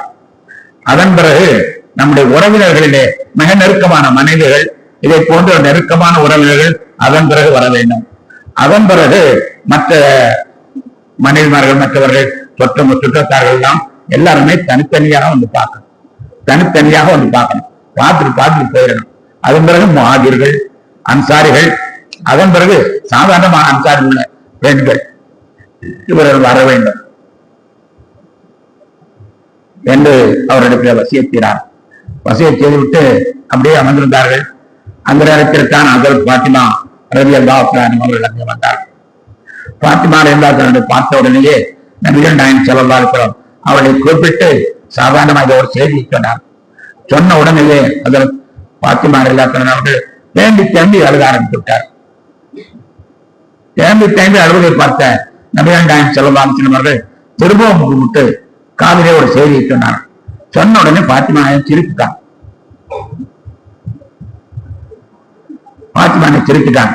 இதை பார்த்த உடனே மற்ற மனைவிகள் எல்லாம் பார்த்தார்கள். ஆயிட்டான கேட்டாங்க, என்னம்மா அவங்க அத்தா என்னமோ சொன்னாங்க, அழுத மறுபடியும் சிரிச்ச, ஒண்ணுமே புரியலையே. பாத்திமா சொன்னாங்க, நான் என் தாப்பனரை பார்த்த உடனே, அம்மா நான் எழுந்திருக்க முடியாது போல் தெரியுது, பார்த்தாயிரம் போல் தெரியுது என்பதை ஆக்கினார். சொன்ன உடனே எனக்கு அழுக தாங்கல. இந்த உலகமே இடிந்து என் கையில விழுந்து நினைச்சேன். என் தந்தை இல்லாத ஊர்ல நான் எப்படி இருக்க முடியும்? என் தந்தை இல்லாத இடத்தில் நான் எப்படி வாழ்வேன்? என் தந்தை இல்லாத எப்படி வாழ்வேன்? ஒவ்வொருத்தரும் என்ன சொல்லுவாங்க, என் புருஷன் இல்லாம எப்படி வாழ்வேன் அப்படிதான் சொல்லுவாங்க. எல்லாம் உலகத்துல நான் பார்த்திருக்கோம். ஆனா பாத்திமா சொன்னது, என் தந்தை இல்லாம நான் எப்படி வாழ்வேன் என்று நினைத்து நான் அழுதுகிட்டு இருந்தேன். திருப்பி என்னுடைய தந்தை கூப்பிட்டார். கூப்பிட்டு சிறந்து பாதுகாப்பு, கவலைப்படாதம்மா, நம்முடைய குடும்பத்திலேயே முதல்ல என்னை சந்திக்க நினைத்தார். முதலிலேயே என்னை சந்திப்பது நீனாகத்தான் இருக்கும் என்று சொன்னார்கள். அதாவது முதல்ல நீதான் பார்த்தாங்க. சொன்ன உடனே பாத்திமா நாயகத்துக்கு சிறப்பு சிரிப்போது, ரொம்ப சந்தோஷமான சிரிப்போது. கொஞ்சம் அப்படியே நிப்பாட்டு, நம்ம வீட்டுக்கு வாங்களேன், நம்ம வீட்டை நம்ம நல்லா வச்சாக்குவான், ஆயிரம் இடி தருவான், நம்ம படுத்திருக்கன்னு வைங்க. அந்த நேரத்துல நம்ம மனைவி, நம்ம மக வர்றான். நம்ம மக இந்த மாதிரி, ஏமா நான் செத்து போயிறேன்னு கவலைப்படாத, நீ அடுத்த ஆளு செத்து போயிறன்னு சொல்லி பாருங்க, என்ன நடக்கும்? நான் செத்து போயிறேன்னு கவலைப்படாத, அடுத்து நீ செத்து போயிருவ ஏன்னு சொல்லி பார்த்தா என்ன நடக்கும்? கிழட்டு போய் முண்டோம், போய் தொலைய வேண்டியதுன்னு என் துணைக்கு வர ஆட்சி அடிக்கும், என் பிள்ளைய போட்டு என் கரிச்சு கொட்டுறேன்னு சொல்லுவாங்க நம்ம வீட்டுல. இதுதான் உலகம். ஆனா அங்க பாருங்க, பாத்திமா நாயகம் சந்தோஷப்பட்டுறாங்க. ரசூலுல்லாஹ் பார்த்து பிறகு என்னுடைய பார்த்து கணவன் இல்லாமல் தான் இருக்க பெண்கள் கவலைப்படுவார்கள். ஆனால் தந்தை இல்லையானால் என்னால் இருக்க முடியாது என்று நினைத்தது மட்டுமல்லாமல் இறந்துடுவேங்க நினைச்சு 6 மாசத்துல ஒப்பாத்தாயிட்டாங்க. 6 மாசத்துல ஒப்பாத்தாயிட்டாங்க. நினைச்சாங்க. ரொம்ப சந்தோஷப்பட்டிருக்கூடிய அந்த சாட்சியை பார்க்கும் பொழுதுதான் அத்தா எவ்வளவு பாசமா இருந்திருக்கிறாங்க, மக எவ்வளவு பாசமாக இருந்தது. அத்தாவும் மகளுக்கு கடையில இப்படி ஒரு பாசமான ஒரு ஃபேமிலியை நம்ம பார்த்திருக்க முடியாது. அதன் பிறகு சஃபியா ரலியல்லாஹு ஒரு மனைவி, அவங்கள ரசூலுல்லாஹ் பார்த்தாங்க. பார்த்துட்டு கேட்டாங்க, ஏம்மா அப்படி துஆ செய்த அப்படின்னு கேட்டாங்க. யாருக்கும் தலையும் புரியல, காலும் புரியல. ஏம்மா அப்படி துஆ செய்த என்று கேட்டாங்க. யாருக்கும் இது புரியல. அப்ப எல்லாருமே ரசூலுல்லாஹ் கேட்டாங்க, என்ன செஞ்சா சஃபியா, என்ன துஆ செஞ்சா? சஃபியா அல்லாஹ்ட துஆ செஞ்சிருக்கா, என்னுடைய கணவனார் ராஜ கம்பீரமாக நடக்கக்கூடிய அந்த மகா புருஷன், எவ்வளவு கண்ணியமா பார்க்கறதுக்கு ராஜா மாதிரி இருக்கக்கூடியவங்க இப்படி சுருண்டு கிடக்கிறத பார்த்தா என்னால் தாங்கிக்கிற முடியல. யாரெல்லாம் அவர்களுக்கு நீ எவ்வளவு கஷ்டம் வாங்கன்னு நினைக்கிறியோ, அவங்கள்ட்ட எவ்வளவு சிரமப்படுத்துன்னு நினைக்கிறியோ, சக்கராத்தாலே எவ்வளவு வாங்கன்னு நினைக்கிறியோ, அதெல்லாம் ஏன் உடம்புல வாங்கிக்கோ, ஆனா அவங்கள மட்டும் நீ சலாமத்தா அழைத்துக்கொள் என்று வாக்கி இருக்கிறார். என்னுடைய கணவனர் படுத்தக்கூடிய படுத்தக்கூடிய கஷ்டங்களை எல்லாம் இந்த சக்கராத்தால் எல்லாத்துக்கும் இருக்கும். அந்த சக்கராத்தை எல்லாம் என் உணவில் வாங்கிக்கொள், அவர்களை செலவத்தை அழைத்துக்கள் என்று கேட்டிருக்கிறார்கள். சஃபியா கேட்டிருக்கிறாங்க, சஃபியா உன்னால் தாங்க முடியாதுமா, என் கஷ்டத்தை உன்னால் தாங்க முடியாது. ஏன் தெரியுமா? நான் சாதாரண மனிதன் அல்ல, நான் 40 மனிதன் சக்தி. 40 மனிதன் சொர்க்கத்து 40 மனிதனுடைய சக்தி இறக்கிறது. காய்ச்சல் வந்தாலும் 40 பேருக்கு தாங்க முடியாத காய்ச்சல், தலைவலி வந்தாலும் 40 பேருக்கு தாங்க முடியாத காய்ச்சல். அந்த 40 பேர் தாக்க முடியாத காய்ச்சல ஒன்னால் எப்படி தாங்கிக் கொள்ள முடியும்? ஏன் நீ எப்படி எல்லாம் துவா கேட்ட? அப்படி துவா கேட்டு இருக்க கூடாது. என்ன கேட்டுக்கிறது தெரியுமா? அல்லாஹ் தஆலா என்ன சொல்றான் தெரியுமா? எனக்கு முகம்மதின் மீது எவ்வளவு பிரியம் தெரியுமா? சஃபியாவுக்கு இருக்கக்கூடிய பிரியத்தோட என் பிரியம். சஃபியா கணவன் மீது வைத்திருக்கக்கூடிய பிரியத்தோட நான் முகம்மது மீது வைத்திருக்கக்கூடிய பிரியம் அதிகம். ஆனா எனக்கே என்னுடைய ஹபீப சிரமமில்லாமல் அழைத்துக் கொள்ளணும்னு நம்ம நினைப்பு வரல. ஏன்னா கலாக்கதிர் அது ஒரு திட்டம், ஒரு சக்கராத், எல்லாத்துக்கும் சக்கராத்து உண்டு. அந்த சக்கராத்தை செய்ய வேண்டும் என்பதற்காக வேண்டி நான் கூட அவருக்கு செய்ய வேண்டிய கஷ்டங்களை கொடுத்துக்கிட்டு இருக்கிறேன். ஆனால் சஃபியா நான் ஏற்றுக்கிறேன்னு சொன்னாலே என்று அல்லாஹ் பெருமைப்படுகிறார் என்று நபிகள் நாயகம் ஸல்லல்லாஹு அலைஹி வஸல்லம் சொன்னார். அதன் பிறகு இதெல்லாம் செய்யாதமா, என் கணவனை சுகமாக அழைத்துக்குள் என்று நீ சொல்லி இருக்க கூடாதா? அப்படி சொல்லியிருந்தால் நன்றா இருக்குமே என்று ரசூலுல்லாஹி ஸல்லல்லாஹு அலைஹி வஸல்லம் சொன்னார்கள். அதன் பிறகு நபிகள் நாயகம் ஸல்லல்லாஹு அலைஹி வஸல்லம் அவர்களை பார்ப்பதற்கு அவருடைய மைத்துனர் வந்தார், அப்துல் ரஹ்மான். ஆயிஷா நாயகத்தினுடைய சகோதரர் அப்துல் ரஹ்மான் வந்தார். அப்துல் ரஹ்மான் வந்தார். அவருடைய ஜேப்பில ஒரு மிஸ்வா குச்சி இருந்தது. நாம் பேனா குச்சி வைக்கிற மாதிரி அந்த காலத்து அரபியர்கள் மிஸ்வா குச்சி தான் ஜேப்ல வச்சிருப்பாங்க. மிஸ்வா குச்சி இருந்துச்சு. அது புது குச்சி, இதுவரைக்கும் யாருடைய பள்ளியும் தொடல. அதை நபிகள் நாயகம் ஸல்லல்லாஹு அலைஹி வஸல்லம் பாக்குறாங்க, கொஞ்சம் குறிப்பா பாக்குறாங்க. பார்த்த உடனே மனைவி ஆயிஷா நாயகத்தை புரிஞ்சுக்கிட்டு இவங்க என்ன பாக்குறாங்க தெரிஞ்சுக்கிட்டு எப்பொழுதும் ரசூலுல்லாஹி ஸல்லல்லாஹு அலைஹி வஸல்லம் அவர்கள் பள்ளி சுத்தமாக வைத்திருப்பார்கள், மிஸ்வாக் செய்து கொண்டே இருப்பார்கள். எந்த அளவுக்கு மிஸ்வாக் வேண்டாம், தொழுகையிலும் கூட இடையில மிஸ்வாக் செய்யக்கூடியது சுன்னத்தாக சாமி முதலிலே சொல்லப்பட்டிருக்கிறது. அந்த அளவுக்கு மிஸ்வாக்கை ரசூலுல்லாஹி ஸல்லல்லாஹு அலைஹி வஸல்லம் என் எதிர் வாய்த்திடுமோ என்று நான் பயப்படுற அளவுக்கு மிஸ்வாக் செய்து ஜிப்ரீல் என்று சொல்லிக்கிட்டே இருப்பார். ஏன்னா அல்லாஹ்ட்ட பேசுறோம் மனமாக இருக்க வேண்டும், மலக்கட்டை பேசுறோம் மனமாக இருக்கணும், ஜிப்ரீல்ட்ட பேசுறோம் மனமாக இருக்கணும். இந்த அக்கறையை நான் எப்பொழுதும் மிஸ்வாக் செய்வேன் என்று ரசூலுல்லாஹி ஸல்லல்லாஹு அலைஹி வஸல்லம் சொல்லி இந்த உம்மத்தோட மிஸ்வாக் செய்யுங்க என்று சொன்னார்கள். நம்முடைய பிள்ளைகிட்டா மிஸ்வாக்குன்னா தெரியுமாண்டா தெரியாதுன்றோம். நம்ம பிள்ளைகிட்ட மிஸ்வாக்குன்னா தெரியுமா தெரியாதுன்றோம். ஏன்னா அந்த பழக்கம் சுத்தமா நம்மிடமிருந்து 1-2 இருந்தது கூட அது அடிபட்டு போய்விட்டது. ஆனால் நபிகள் நாயகம் ஸல்லல்லாஹு அலைஹி வஸல்லம் வாசாக்கூடிய நேரத்துல அந்த நேரத்துல அந்த மிஸ்வாக்க பார்க்கிறார்கள். உடனே ஆயிஷா நாயகம் புரிஞ்சுக்கிட்டாங்க. மிஸ்வாக் செய்ய விரும்புகிறீர்களா என்று கேட்டார். ஆம் என்றவுடன் அந்த மிஸ்வாக்கை எடுத்தார்கள். எடுத்து தன்னுடைய பல்லில் வைத்து நல்ல பஞ்சு மாதிரி மெருதுவாக ஆக்கினார். ஏனென்றால் இந்த மிஸ்வாக் கொத்தி பல்லை எகறுகளை வாய்த்து விடக்கூடாது என்பதற்காக வேண்டி நல்ல நைஸாக அது மலர் போன்று ஆக்கிவிட்டு நபிகள் நாயகம் ஸல்லல்லாஹு அலைஹி வஸல்லம் அவர்கள் அதை பல்ல துளைத்து விட்டார். கண்ணியத்திற்குரியவர்களே, அந்த சந்தர்ப்பத்தில் நபிகள் நாயகம் ஸல்லல்லாஹு அலைஹி வஸல்லம் பல ஒரு 5 உபதேசங்கள் செய்கிறார்கள். 5 உபதேசங்கள். 1வது உபதேசம் என்ன தெரியுமா? லானல்லாஹுல் யஹூத வன் நஸாரா, யூத நஸராக்களை எல்லாம் சாபப்படுவான. ஒரு மனிதன் இறந்துட்டான்னா அந்த இடத்துல அவன் இடத்திலேயே ஒரு பள்ளியாசை கட்டி அதுலேயே அவனுடைய உருவங்களை எல்லாம் போட்டு அதையே வணங்க ஆரம்பிச்சான். யூத நஸராக்கள்ல யாராவது ஒருத்தர் இறந்துட்டான் அவனை அந்த இடத்துல பள்ளியாசை கட்டி அதையே வணங்க ஆரம்பிச்சுவாங்க. அவன் எல்லாம் சாபத்து என்பதாக சொல்லிக்கொண்டே இருந்தாங்க. ஏன்னா அதே மாதிரி என்னை ஆக்கிடக்கூடாதுங்கிறதுக்காக என்னை நீங்கள் ஆக்கிவிடக் கூடாது. அல்லாஹ் அவர்களை அல்லாஹ் ஆக்க மாட்டான். சரியான நபியாகவும் கடைசியான நபியாகவும் உலகம் உள்ளளவும் நேரமே காட்டக்கூடிய நபியாகவும் அல்லாஹ் ஆக்கியிருக்காங்க, ஆக்க மாட்டான். இருந்தாலும் அவங்க சொல்றதுக்கான சொல்றாங்க.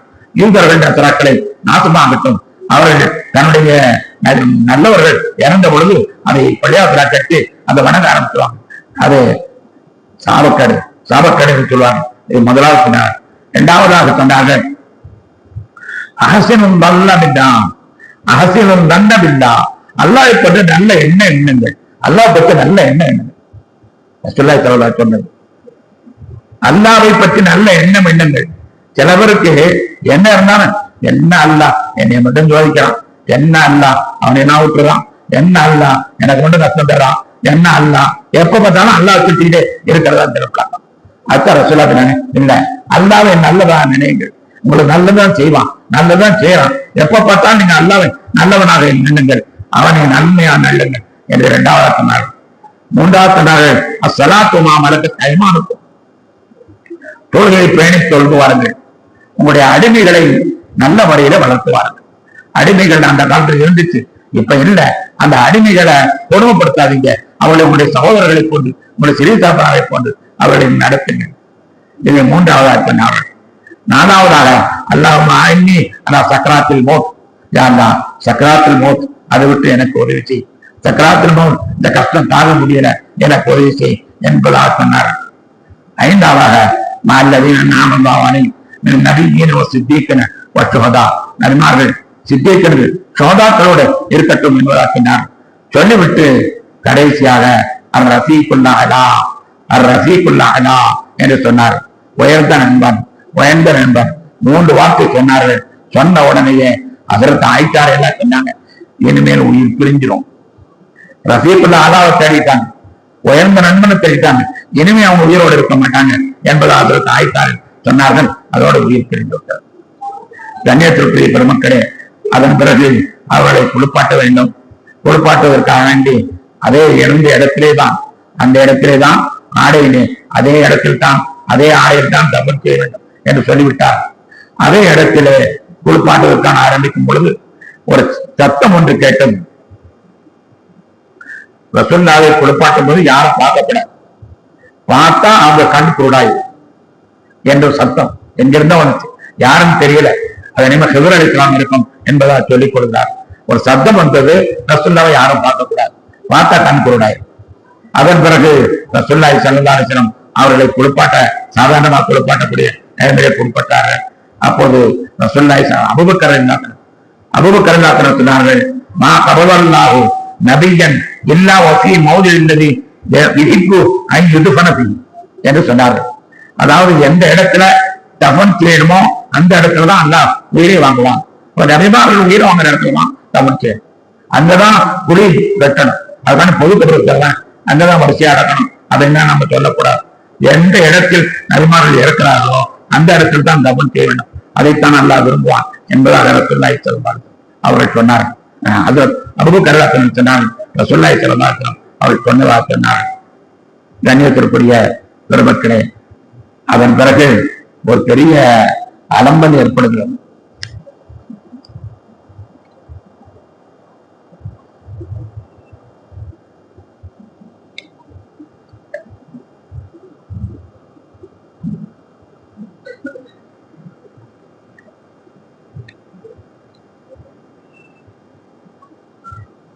ரூஹ் பிரிந்து விட்டது. பெண்களுக்கெல்லாம் அழகியும் கண்ணீருமாக உள்ளே இருக்கிறார்கள். இந்த செய்தி வெளியில போறாங்க, வெளியில ஆண்கள் உட்கார்ந்துருக்கிறாங்க. ஆண்களுக்கு இந்த செய்தி போகும். ஆண்களுக்கு போகும் பொழுது அங்கே ஹதரத் உமர் இருக்கிறார், அபூபக்கர் ரலியல்லாஹு இல்ல, அபூபக்கர் ரலியல்லாஹு வெளியே போயிருந்தாங்க, உமர் ரலியல்லாஹு இருக்கிறாங்க. உமர் ரலியல்லாஹு ரசூலுல்லாஹ் வஃபாத் ஆயிட்டாங்கன்னு செய்தி தெரிஞ்ச உடனேயே வாளை உருவிக்கிட்டு, யார் சொன்னா? ரசூலுல்லாஹ் இறக்கவும் மாட்டாங்க. அவங்களுக்கு இறப்பு இருக்குன்னு எவனா சொன்னா அவன் கழுத்தை வெட்டிடு. ரசூலுல்லாஹ் இறக்கல, அவங்களுக்கு இறப்பும் கிடையாது. யாராவது ரசூலுல்லாஹ் இறந்தா சொன்னா கழுத்தை வெட்டிடு. இப்படி வாழை தூக்கிட்டு சுத்தி வர்றாங்க. அல்லாஹ்வுடைய வேடிக்கை பார்த்தீங்களா? அல்லாஹ் எவ்வளவு ஒரு வேடிக்கை பண்றான் பார்த்தீங்களா? இதே வாழைதான் ஒரு சமயத்துல வாலியமாக உமர் ரலியல்லாஹு இருக்கும் பொழுது ரசூலுல்லாஹ் வெட்டிட்டு வந்தேன், வெட்டிட்டு வர்றேன்னு சொல்லி அந்த வாழை ஓங்கிட்டு போனாரு. அந்த காலத்துல ரசூலுல்லாஹ் வெட்டிட்டு வர்றேன்னு சொல்லி போன அந்த வாழு இன்னைக்கு எப்படி போயிடுச்சு பத்தியா? ரசூலுல்லாஹ்க்கு மௌத்து கிடையாது, மௌத்து இருக்குன்னு சொன்னா அவனை வெட்டிடு. எல்லாருமே அமைதியாயிட்டாங்க. என்ன செய்யறதுன்னு தெரியல. உள்ள மௌத்து தெரிஞ்சு போச்சு, மௌத்து ஆயிட்டான்னு தெரிஞ்சு போச்சு. அந்த செய்தியை சொல்ல முடியல, யார்ட்டையும் சொல்ல முடியல. உமர் ரலியல்லாஹு வாழை எடுத்து சுத்தி வர்றான். ஏய், எவனா ஒரு ரசூலுல்லாஹ் இறந்தாருன்னா அவனை வெட்டிடுவேன், அவனை குத்திடுவேன் நினைக்கிறான். சமாதானப்படுத்த முடியல. இந்த நேரம் பார்த்து அபூபக்கர் ரலியல்லாஹு இல்ல.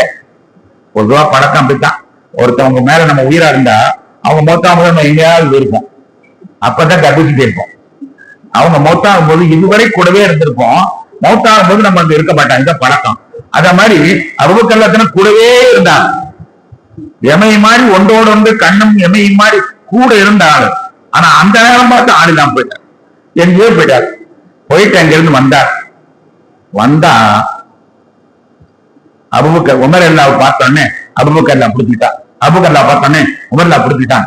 அபூபக்கரே நீங்க சொல்லுங்க, ரசூலுல்லாஹ் மூத்து இருக்கான், ரசூலுல்லாஹ் மூத்து இல்ல, நீங்க சொல்லுங்க, நான் என்ன நாளும் கேட்க மாட்டேன், நீங்க சொல்லுங்க அப்படின்னு அபூபக்கர் அல்லாஹ் கூப்பிடுறா துணைக்கு. அப்ப அபூபக்கர் அல்லாஹ் இருங்க பேசு என்ன மெதுவா ஆளை உட்கார வச்சாங்க. ஆளை உட்கார வச்சுட்டு ஒண்ணுமே செய்யல, அவங்கள சமாதானப்படுத்துக்கு ஒண்ணுமே செய்யல. அம்மா முஹம்மதும் இல்லா ரசூலன் கது காலத்துக்கு கபை ருசுல் அப்பையும் மாத்த அவ குத்தில என் கலத்து மராதிக்கம் புமன் கழிவராத்திரகி பணம் எபுர்வல்லா செய்யா வசையாவும் சாக்கிறேன் இப்படின்னு ஒரு ஆயத்து. இந்த குரான் ஆயத்தை ஓதுனாங்க, வேற ஒண்ணுமே செய்யல. குரான் ஆயத்தை ஓதுன உடனேயே உமர் அல்லாஹ்வுடைய வாழை மெதுவா கீழே விழுந்துச்சு. உமர் அல்லாஹ்வுடைய வாழை கீழே விழுந்துச்சு. அதான் சஹாபாவுக்கு நமக்கு மத்தியில் வித்தியாசம். சொன்னா அவங்க உடனே செஞ்சிருவாங்க, நம்ம எல்லாம் சொன்னா ஆகட்டும் ஆகட்டும் ஆகட்டும் சொல்லிட்டு தலையை ஆட்டிட்டு அதோட போயிடுவோம் இல்லையா? செருப்பை மாட்டின உடனே பழைய ராவுத்தர் வந்துருவார். செருப்பு மாற்றுவதை பள்ளியாட்டுல சொன்ன பயான் தான் தயாரா இருக்கு. ஆயத்தை கேட்டோன்னா வாழ் ஒழுந்துருக்கு. அந்த ஆயத்துல என்ன இருந்துச்சு? இது எப்போ இறங்குனது, உஹது களத்திலே இறங்குனது. வமா முஹம்மதும் இல்லா ரசூல், முகமது தூதர் தானே தவிர அல்ல அல்ல. முகமது தூதர் தானே தவிர இறை தூதர் தானே தவிர அல்ல அல்ல. வமா முஹம்மது இல்லா ரசூல் கது கலத்தின் கபடி ரசூல், இதுக்கு முன்னாலும் ரசூல்மார்கள் மௌத்தா இருக்கிறாங்க. அப்ப இந்த முகம்மதுக்கும் மௌத்தோட வாய்ப்பு இருக்கு. அப்ப இம்மாத்த அவ குத்தில என் கலத்துமன் ஆக்காதிக்கும், அவர் இறந்து விட்டால் அல்லது கொல்லப்பட்டு விட்டால் நீங்க உங்க பழைய அஞ்ஞான ஜாகிரத்துக்கு திரும்புறீங்களோ, பழைய சாமி உனக்கு போயிருவீங்களோ? அப்ப இம்மாத்த அவ குத்தில என் கலத்துமல ஆக்காதிக்கும், உங்களுடைய குறிஞ்சால் பக்கம் நீங்க தேடி ஓடிவீங்களோ? அப்படி நீங்க ஓடினால் அதனால அல்லாஹ்வுக்கு எந்த இடையூறும் கிடையாது, எந்த இடையூறும் கிடையாது. நீங்கள் திரும்பி ஓடினால் அல்லாஹ்வுக்கு எந்த இடையூறும் கிடையாது. அவன் மாத்த ஒக்கத்துல என் கலத்தமட ஆக்காதையும் அவன் என் கழிவனாக்குதையும் கொலையதுல்லா செய்யா, யார் திரும்பி ஓடினாலும் அல்லாஹ்வுக்கு எந்த இடையும் செய்ய முடியாது. சாத்திரேன், நன்றி உள்ளவர்களுக்கு அல்லாஹ் நற்கொடை தருவான் என்ற அந்த ஆயத்தை பார்த்த உடனே கட்டிக்கிட்டு அழுகுறாரு. ஹஜ்ரத் உமர் அபூபக்கர் கட்டிட்டார். அபூபக்கரே இப்படி ஒரு ஆயத்து இருக்குது, எனக்கு நினைப்பு இல்லாம போச்சு. ரசூலுல்லாஹ் வஃபாத்தா அலாம் என்று முன்பே அல்லாஹ் சொல்லி இருக்கிறாங்க, செய்தி எனக்கு தெரியாம போச்சு, எனக்கு மறந்து போச்சு, ஏன்னா அதை நினைக்கல, அதனால்தான் இறக்கல நான் சொல்லிட்டேன் என்பதாக அவர் சொல்கிறார். மக்கள் எல்லாம் அமைதியாகிவிட்டார். ஏன்னா ஹஜ்ரத் அபூபக்கருக்கு உண்மை புரிய வைத்தாங்க. ரசூலுல்லாஹ் வஃபாத் ஆயிட்டாங்க, ஏற்கனவே ரசூலுல்லாஹ் வந்துடும் வஃபாத் ஆயிருக்கிறாங்க. வஃபாத்தானதுனால நம்ம பழைய நிலைக்கு போக கூடாது, நம்ம இதை கட்டிக்காக தான் பார்க்கணும் அப்படிங்கிற அந்த அபூபக்கருடைய கடமை உணர்ச்சி உண்மையிலே ரொம்ப வருத்தப்பட வேண்டியது அபூபக்கர் தான், உணர்ச்சி வசப்பட வேண்டியது அபூபக்கர் தான். ஆனா அன்னைக்கு அவங்க ரொம்ப சாதுரியமா இருந்தாங்க. அன்னைக்கு சாதுரியமா நடந்தது உலகம் உள்ளளவும் இஸ்லாத்தை காப்பாச்சு. அன்னைக்கு மட்டும் இந்த குழப்பமா இருந்திருந்தா இன்னைக்கு வரைக்கும் ரசூலுல்லாஹ் இறக்கல குழப்பம் தான் வந்திருக்கும். அபூபக்கர் அவன் செஞ்சது அது ஏதோ சின்ன செய்தி மாதிரி இருக்குது, ஆனா அது அல்ல, உலகம் உள்ளளவும் ரசூலுல்லாஹ் வஃபாத் ஆயிட்டா நிச்சயமா சொல்லக்கூடிய ஒரு செய்தி. அது மட்டும் இல்லாமல் அபூபக்கர் குழம்பிட்டாங்களா, ஒவ்வொரு குழம்புன மாதிரி அபூபக்கர் குழம்புனா ரசூலுல்லாஹ் கருப்பு கிடையாது என்று சொல்ல வரலாச்சோம். என்னையும் கூட அலில்லாவ அடக்கல, அலில்லாவ அப்படி வானத்துல பறந்துட்டான் சொல்ற கூட்டம். ஏன்னா ராத்திரி நேரத்துல அடக்குனாங்க, ராத்திரி நேரத்துல அடக்குனதுனால தலை கட்டுறவனுக்கு வசதியா போச்சு. அதையில எல்லாம் அடக்கவனா செய்யல, வானத்துல பறந்துட்டான்னு சொல்ல அப்படியே போட்டாரு. குழப்பங்கிறது இருக்கும், அந்த குழப்பம் உண்டா இருக்கும். அதற்கு அபூபக்கர் தன் சாதுரியமாக அந்த நேரத்துல உண்மை இதுதான், மௌத் ஆயிட்டாங்க, இதுதான் உண்மை, இஸ்லாத்தினுடைய கொள்கை ரசூலுல்லாஹ் மௌத் ஆயிட்டாங்க, அதுல எந்த விதமான மாற்று கருத்துக்கு இடம் இல்லை என்பது அழுத்தம் திருத்தமாக அன்னைக்கு சொன்னதுனால என்ன வரைக்கும் இஸ்லாம் தப்பியது. என்னடா இஸ்லாம் ஒரு பலவமான மதமா தான் கடைசி வரைக்கும் இருந்திருக்கும். அல்ஹம்துலில்லாஹ். அதன் பிறகு அந்த ரெண்டு பேரும் எழுந்திருச்சு உள்ள போறாங்க. முத போய் பார்க்கறதுக்காண்டி போறாங்க. முத பாக்குறதுக்கான போறாங்க. ஹஜ்ரத் அபூபக்கர் எல்லாத்துக்கும் நேரம் உள்ள போனாங்க. போய் நெத்தியில முத்தம் போட்டாங்க. முத்தம் போட்டு சொன்னாங்க, யார சொல்லலாம் திபுத்த, நீங்கள் உயிரோடு இருக்கிற மாதிரியே தான் இருக்கு. நீங்க எனக்கு இறந்து போனதா தெரியல, உயிரோடு எப்படி இருக்கிறீர்களோ திபுத்த மௌத்தான் வகையாத்தன், மௌத்தா இருக்கும் பொழுதும் நீங்க அந்த சிரிப்பாத்தான் இருந்துச்சு, எப்பவும் அப்படித்தான் இருக்கீங்கன்னு சொல்லி முத்தம் போட்டு அகன்றுட்டாங்க. அகன்றுட்டு ஒரு வார்த்தை சொன்னாங்க, அதை நம்ம கவனிக்க வேண்டிய வார்த்தை. என்ன சொன்னாங்க தெரியுமா? ஹஜ்ரத் அபூபக்கர் தனக்குன்னா அதி அந்த யானது இருந்தா நான் எஜமான் அழைத்த மௌத்தத்தை நீ. ஒரு அற்புதமான சொல்லு புகாரியில பதிவு செய்யப்பட்டிருக்கிறது. 1241வது ஹதீஸ், 1241வது ஹதீஸ்ல பதிவு பண்ணிருக்குது. அதி அந்த ஒண்ணி என் தாயும் தந்தையும் தங்களுக்கு அர்ப்பணமாகட்டும். எப்பொழுது அவர் சொன்னாலும் இதைத்தான் சொல்வார்கள், தாயும் தந்தையும் தங்களுக்கு அர்ப்பணமாகட்டும் நான் நபி அல்லாஹ் என்று சொல்லிவிட்டு, அல்லாஹ் உங்களுக்கு 2வது மரணத்தை தரமாட்டான். அல்லாஹ் உங்களுக்கு 2வது மரணத்தை தரமாட்டான் என்பதாக சொன்னார்கள். அதற்கு உமர் எல்லாத்தின ஒரு கருத்தை வலியுறுத்தினார்கள் என்றால், அபூபக்கர் எல்லாத்தின அற்புதமான ஒரு கருத்தை சொல்றார்கள், 2வது மரணம் உங்களுக்கு இல்லை என்பதாக சொன்னார். கண்ணியத்திற்குரியவர்களே, நாமெல்லாம் 2 மௌத்து 2 ஹயாத். நமக்கெல்லாம் 2 தடவை உயிர் கொடுத்து 2 தடவை மௌத்தாக்குறான். முதல்ல நம்மள எல்லாம் உயிர் கொடுத்தான், இவ்வளவு வாழ வச்சிருக்கான், மௌத்தாக்குறான். மௌத்தாக்கிட்டு கபர்ல கொண்டு வச்ச பிறகு திருப்பி இருக்க உயிரை கொடுப்பான். கபர்ல கேள்வி கேட்கறதுக்கான உயிரை கொடுப்பான். உயிரை கொடுத்துட்டு திரும்பி மௌத்தாக்கிறோம். ஆக 2 ஹயாத்து 2 மௌத்து. இந்த காதிர்கள் கூட சொல்லுவாங்க, அல்லாஹ் தான் 40 61 வசனத்துல சொல்லுவாங்க, காலு அமத்தகனத்தை நீ வாயத்தகனத்தை நீ பகல் இதா உருவின் சரி. அவங்க எல்லாம் கேட்பான், காரு அப்பனா எங்க இறைவா எங்களை 2 தடவை மூத்தாக்கிட்டேன், 2 தடவை ஹயாத்தை கொடுத்து திருப்பி ஊருக்காக அனுப்பி விடுன்னு கேட்பாங்க. காவிரி அங்க போன பிறகு கேட்பாங்க, 2 தடவை ஹயாத்து 2 தடவை மூத்து எல்லாத்துக்கும் உண்டு, நாங்க செஞ்சுட்டோம், அதனால எங்களுக்கு 2 எங்களுக்கு திருப்பி அனுப்புன்னு சொல்லுவாங்க. ஆக எல்லாத்துக்குமே 2 மௌத்து 2 ஹயாத். ஆனா ரசூலுல்லாஹ்வுக்கு 2வது மௌத்து கிடையாது. அப்படின்னா என்னன்னா, ரசூலுல்லாஹி ஸல்லல்லாஹு அலைஹி வஸல்லம் கேள்வி கணக்கு அல்லாஹ் தஆலா அவர்கள் கேள்வி கணக்க கேட்கான். கேள்வி கணக்கு கேட்டு முடிஞ்ச பிறகு அவங்கள மௌத்தாக்கலாம் நினைக்கும் பொழுது ஒருத்தர் சலாம் இருந்தார். சலாம் என்ன, அல்லாஹ் ரசூலுல்லாஹ் உயிரை கொடுத்து பதில் சொல்ல சொல்றான். யாராவது சலாம் என்ன ரசூலுல்லாஹ் உயிரை கொடுத்து பதில் சொல்ல சொல்றான். அப்ப மௌத்தாக்கிட்டு கேள்வி கணக்கு கேட்டுக்கிட்டு இருக்கும் போதே ஒவ்வொருத்தரா சலாம் சொல்ல ஆரம்பிக்கிறான். ஒவ்வொருத்தரா சலாம் சொல்றாங்க. சலாம் சொல்ல ஒவ்வொன்றுக்கும் பதில் சொல்லிட்டே உட்கார்ந்துட்டாங்க. சலாம் எத்தனை சலாம் சொல்லுது? மதீனாவுல பாத்தீங்கன்னா ரசூலுல்லாஹ்வுடைய தர்பார்ல எவ்வளவு பேர் சலாம் சொல்லிக்கிட்டே இருக்கிறாங்க. உலகம் உள்ளளவும் எத்தனை பேர் தொழுகையில் அஸ்ஸலாமு அலைக்கும் யார சொல்லலாம், அஸ்ஸலாமு அலைக்கும் யார சொல்லலாம் என்று எவ்வளவு பேர் சொல்லிக்கிட்டு சொல்ல பதில் சொல்லிக்கிட்டே பார்க்கணும். சொல்லத்துல பதில் சொல்லிட்டு இந்த மௌத்தாக்குறது, மௌத்தாக்குறது நேரமே இல்லை. 2வது மௌத்து கிடையாது என்று அவங்க அர்த்தமா சொன்னாங்க. அவங்களை அல்லாஹ் தஆலா உயிரை எடுத்தான், உயிரை கொடுத்து அவங்கள்ட்ட கேள்வி கேட்கறதுக்கான உயிரை கொடுத்தான். உயிரை கொடுத்த உடனே அங்கேயே சலாம். ஒரு செய்திக்கு சொல்லணும்னு நினைக்கிறேன், அந்த குளிப்பாட்டக்கூடிய குடியில இறக்கக்கூடிய ஆள்கள்ல உள்ள ஆளு குசம்னு ஒருத்தர். குசம் அதாவது அப்பாஸ் ரெண்டாடைய மகனார், ஹஜ்ரத் அலி ரெண்டாடைய அந்த இவங்களுடைய தம்பி இப்னு அப்பாஸுடைய தம்பி குசம்.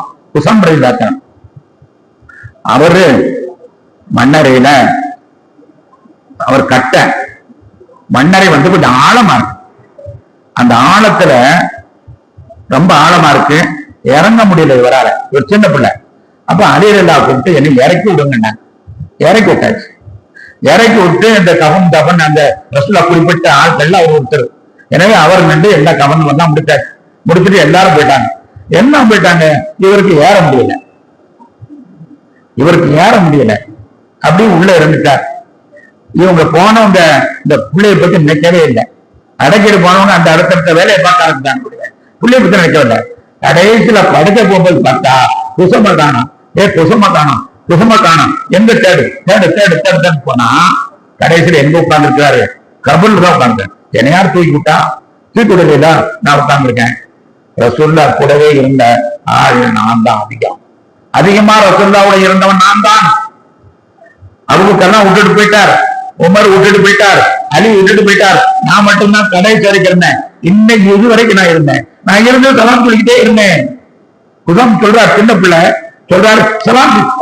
ரசூலுல்லாஹ்வுக்கு செருப்பு சத்தம் கேட்ட உடனே தான் கேள்வி கணக்கு ஆகுதுன்றான். செருப்பு சத்தம் கேட்டு மறைஞ்ச உடனே கேள்வி கணக்கு ஆரம்பிப்பான். அப்ப கேள்வி கணக்கு கேட்கறதுக்குள்ளேயே இவருக்கு சலாத்துல ஆரம்பித்தார். குசம் இருந்து சலாம் சொல்றார், சலாம் சொல்லிக்கிட்டே இருந்தேன் இதுவரைக்கும் நான் இருந்தேன். ரசூலுல்லாஹ்வோட நான் தான் குருவா இருந்தேன், வேலையா இருந்தா என்பதா பெருமையா சொல்றார். அவருக்கு ஒரு பெருமை. ஆனா நம்ம யோசிக்கும் பொழுது ரசூலுல்லாஹ்வை தூங்க விடல. ஹதீஸ்ல தெளிவா வருது, ரசூலுல்லாஹ்வுக்கு ஒருவர் சலாம் சொன்னால் அல்லாஹ் அவர்களுக்கு உயிரை கொடுக்கிறான். உயிரை கொடுத்து பதில் சொல்லுகிறார் என்று வரும் பொழுது எத்தனை பேர் சலாம் சொல்கிறார்களோ அதற்கெல்லாம் பதில் சொல்வதற்கு முன்னால் மையத்தை மௌத்தாக்கணும்னு நினைச்சிட்டு இஸ்ராயேல் உட்கார்ந்துட்டே இருக்கார். மௌத்தாக்கணும் யாராவது சலாம் நிப்பாட்டினா மௌத்தாக்கிடலாம். எங்க முடியும்? அதனால்தான் அதற்கு அறிவு கல்வத்தில் சொன்னார்கள். 2வது நூற்றாண்டு என்பதாக சொன்னார். கைரானபில்லா. அதன் பிறகு உமர் எல்லாத்திரம் வந்தார். உமர் எல்லாத்திரம் வந்து இதோட முடித்துக் கொள்வேன். உமர் எல்லாத்திரம் வந்தாங்க. வந்து பார்த்தாங்க. பார்த்துட்டு சொல்றாங்க, யார சொல்லலாம் முன்னால ஒரு நடந்த ஒரு நிகழ்ச்சியை சொல்றாங்க. யார சொல்லலாம், ஒரு நாள் பள்ளியாட்டம்ல நீங்க ஜும்மா தொழுவிட்டு இருந்தீங்க. ஜும்மா தொழுவிட்டு இருக்கும் போது ஒரு படியில ஏறி ஜும்மா செஞ்சுக்கும் போது அந்த பக்கத்துல ஒரு தூண் இருந்துச்சு. அந்த தூண் இருக்கிற அது பேரித்த மரத்தினால் உள்ள தூண். அந்த காலத்துல கூரை தானே, எல்லா பக்கமும் கூரை. அதுல தூணு பேரித்த மர தூண் இருந்துச்சு. எல்லாரும் தொழுதுகிட்டு இருக்கும் பொழுது எல்லாரும் சத்தம் கேட்டது. ஒரு குழந்தை அழுகுற சத்தம் கேட்டு, குழந்தை அழுகுற சத்தம் கேட்டு. குழந்தைக்கு ஏது முதல் சத்துல ஏது குழந்தை பின்னால இருக்கும். குழந்தைகள் பெண்கள் தொழு வந்தாங்கன்னா பின்னால இருக்கும். ஆனா முதல் சத்துல அழுகுற சத்தம் கேட்டு எல்லாரும் திரும்பி பாக்குறாங்க. அழுகை சத்தம் எங்க வந்ததோ தெரியல. கடைசியில வர வழி இல்லை, எல்லாருமே முறைக்கிறாங்க. அப்ப ரசூலுல்லாஹ் என்ன செஞ்சாங்கன்னா, மேல வண்டி குத்துபாவை நிறுத்தி விட்டு கீழே இறங்கினார். குத்துபாவை நிறுத்தி விட்டு கீழே இறங்கினார். இறங்கி இந்த தூணை கட்டி பிடிச்சான். தூணை கட்டி பிடித்த பிறகுதான் சத்தம் இங்கே இருந்து உங்களுக்கு தெரியும். அதற்கு உமர் ரசூலுல்லாஹ் முன்னால பேசிக்கிட்டு இருக்கும்போது சொல்றாரு, அவங்க முன்னால மௌத்தை விசாரிக்கணுமோ மரணத்தை அவர்கள் அந்த தீசாரை பார்த்துக்க சொன்னாங்க. யார சொல்லலாம், அன்னைக்கு ஒரு நாள் நீங்க குத்வாவதிக்கிட்டு இருந்தீங்க, அழுகை சத்தம் வேண்டிச்சு, எங்க இருக்கு தெரியல, ஒரு தூணை நீங்க கட்டி அணைத்தீர்கள். அப்பதான் தெரிஞ்சது தூண்ல இருந்து சத்தம். ஏன்னா நீங்க என்ன சொன்னீங்க, அழாதம்மா இதுக்காக வேண்டியா நீ அழுகிற, நான் எப்போ உன் மேல சாஞ்சு இருக்குவாங்குவேன், இன்னைக்கு உன் மேல சாயாம வடி ஏறிட்டேங்கிறதுக்காண்டியா நீ அழுகுற, தூரமான மக்கள் தெரியலங்கிறதுக்காண்டி ஒரு படி ஒரு அம்மா செஞ்சு வந்துச்சு, அதுக்காக நீ படி ஏறிட்டேன். படி என்ன நான் உன்னை விட்டுவா செஞ்சேன், படி என்ன நான் உன்னை வெட்டா போறேன், நான் தேவை திருப்பி வர போறேன், ஏன் நீ அழுகுற, நான் ஒண்ணு விட்டு போக மாட்டேன், நீ ஏன் அழுகுற நீங்க கேட்டீங்க. எல்லாரும் பார்த்தாங்க. யார சொல்லலாம், ஒரு மரத்தோடு பூமியிலிருந்து வெட்டி எடுக்கப்பட்டது, செதுக்கி தூணாக்கப்பட்டது. அந்த தூணாக்கப்பட்ட அந்த தூணுக்கு உங்களுடைய பிரிவை தாங்க முடியல. அது அன்னைக்கு மௌத்தாயிரல அந்த இடத்தை விட்டு போன அந்த பிரிவை ஒரு உயிரில்லாத ஒரு தூணை தாங்க முடியலன்னா உங்க காலை சுத்தி வந்த எந்த உமர் எப்படி உணர்வோடு இருப்பான், எப்படி அறிவோடு செய்வான். உங்கள் காலை சுத்தி வந்த உமர் எப்படி உங்களை விட்டுட்டு எப்படி இருக்க போறான். ஒரு தூண உங்களை பிரிய முடியலையா. அன்னைக்கு நீங்க மூத்த சாதாரண பிரிவுதான். சாதாரண பிரிவிலேயே அந்த தூண், உயிரற்ற ஒரு தூண் உங்களை பிரிய முடியவில்லை என்றால் இந்த அறிவுள்ள உமரால் எப்படி தாங்க முடியும். அதனாலதான் புத்தி தடுமாறிடுச்சு. நீங்க இறக்கலான்னு சொன்னது உண்மைதான், இறக்கவே இல்லைன்னு சொன்னது உண்மைதான். ஏன் சொன்னா எனக்கு தடுமா ஏற்படுவது,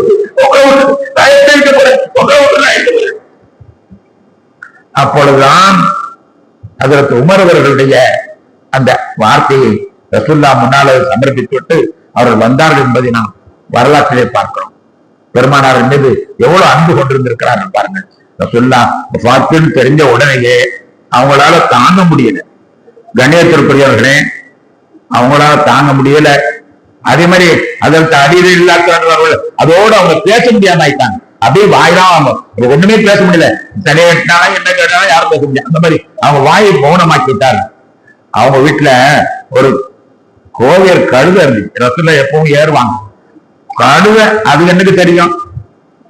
ரசுல்லா வஃபாத்தான்னு செய்தி கேட்டவுடனே இந்த கழுதை வேகமா போய் கணக்கவும் செஞ்சு போச்சு. ரசுல்லா மேல அதுக்கு எவ்வளவு பிரியம் என்பதை பாருங்கள். ரசுல்லா வஃபாத்தான்னு செய்தி கேள்விப்பட்டவுடனே அது வேகமா போய் கணக்கவும் செஞ்சு. அவங்க ஏறி வரக்கூடிய குசுவாங்கிற ஒரு ஒட்டகம், அந்த குசுவாங்கிற ஒட்டகம் அன்னையிலிருந்து உண்ணாவிரதம் இருக்காரு.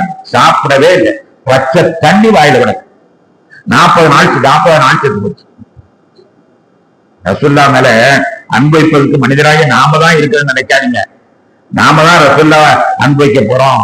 இதுல வேற நம்ம ஆழ்வ அன்பு வைக்காதவங்களும் இருக்கிறாங்க. ஆனா அப்படி அல்ல. மட்டைகள் எல்லாம் அவங்களுக்கு உயிராக இருக்கின்றன. கழுதைக்கு போறோம். கழுதைக்கு நிலைமை அது எப்படி பாசமா இருந்திருக்கிறது. ஒட்டகம் பாசமா இருந்தது. அப்துல்லா இப்னு ஸைத் ரலியல்லாஹு அன்ஹு ஒரு சஹாபி தோட்டத்துல அவர் வேலை பார்த்துக் கொண்டிருந்தார். அவர் வேலை பார்த்துக் கொண்டிருக்கக்கூடிய சந்தர்ப்பத்துல யாரோ சொல்லிட்டாங்க ரசூல்லா வஃபாத்தாயிட்டாங்க. இந்த செய்தியை கேள்விப்பட்ட உடனே அவர் 2 கையை கொண்டு கண்ணை தோண்டி முழுத்துக்கு வெளியே போட்டார். ரசூலுல்லாஹ் பார்த்த கண்ணை கொண்டு இனிமே நான் யாரையும் பார்க்க மாட்டேன், எனக்கு வேண்டியதில்லை கண்ணு, இனிமே நான் ஒளி இல்லாமலே இறந்து சொல்லி கண்ணை தோண்டி வெளியே வச்சிருக்கேன். எவ்வளவு அன்பா இருந்தது, எவ்வளவு பெரிய தாக்கத்தை அது ஏற்படுத்தியது என்பதை பார்க்கும் பொழுது ரசூலுல்லாஹி ஸல்லல்லாஹு அலைஹி வஸல்லம் வஃபாத்து உண்மையிலேயே ஜீரணிக்க முடியாது. ஒன்றுதான் அவங்க அல்லாஹ் அவங்களுக்கு குறிப்பிடணும். உலகம் உள்ளளவும் இருங்கள் என்று அப்படி ஒரு காரியம் இருந்திருந்தா நம்ம எல்லாம் போய் மக்காவுக்கு போறாங்க, மதீனாவுக்கு போறாங்க, ரசூலா பார்த்துருந்தோம் சொல்லலாம். ஆனா அப்படி வாய்ப்பே இல்லை. அவங்க அதை விரும்பவும் இல்லை. அவங்க உடனே அல்லாஹ்வுடைய பாதை ரசூலுல்லாஹ் அவங்க தேர்ந்தெடுத்து அவர்கள் சென்று விட்டார்கள். அருமை நாயகம் ஸல்லல்லாஹு அலைஹி வஸல்லம் நாம் அன்பு கொண்டவர்களாக ஆக வேண்டும். அந்த அன்பை நாம் வெளிப்படுத்தக்கூடியவர்களாக ஆக வேண்டும். அல்லாஹ் தஆலா அப்படிப்பட்ட ஒரு அற்புதமான ரசூலை நமக்கு தந்திருக்கிறான். ஆனால் நாம் தான் அவர்கள் வாழும் காலத்திலே வாழ்வதற்கு கொடுத்து வைக்கவில்லை. அவர்கள் வாழும் காலத்திலே வாழ்வதற்கு நாம் கொடுத்து வைக்கவில்லை. அல்ஹம்துலில்லாஹ் நமக்கு அல்லாஹ் அவர்களை பின்பற்றும் பாக்கியத்தை தந்திருக்கிறான். அதை நாம் முழுமையாக பின்பற்றி அவருடைய அன்பையும் அவருடைய ஷஃபாத்தையும் பெற்றோர்களாக ஆகுவதற்கு முயற்சிப்போமாக. அல்லாஹ் அருள் புரிவானாக. அல்ஹம்துலில்லாஹி ரப்பில் ஆலமீன். அஸ்ஸலாமு அலைக்கும் வரஹ்மத்துல்லாஹி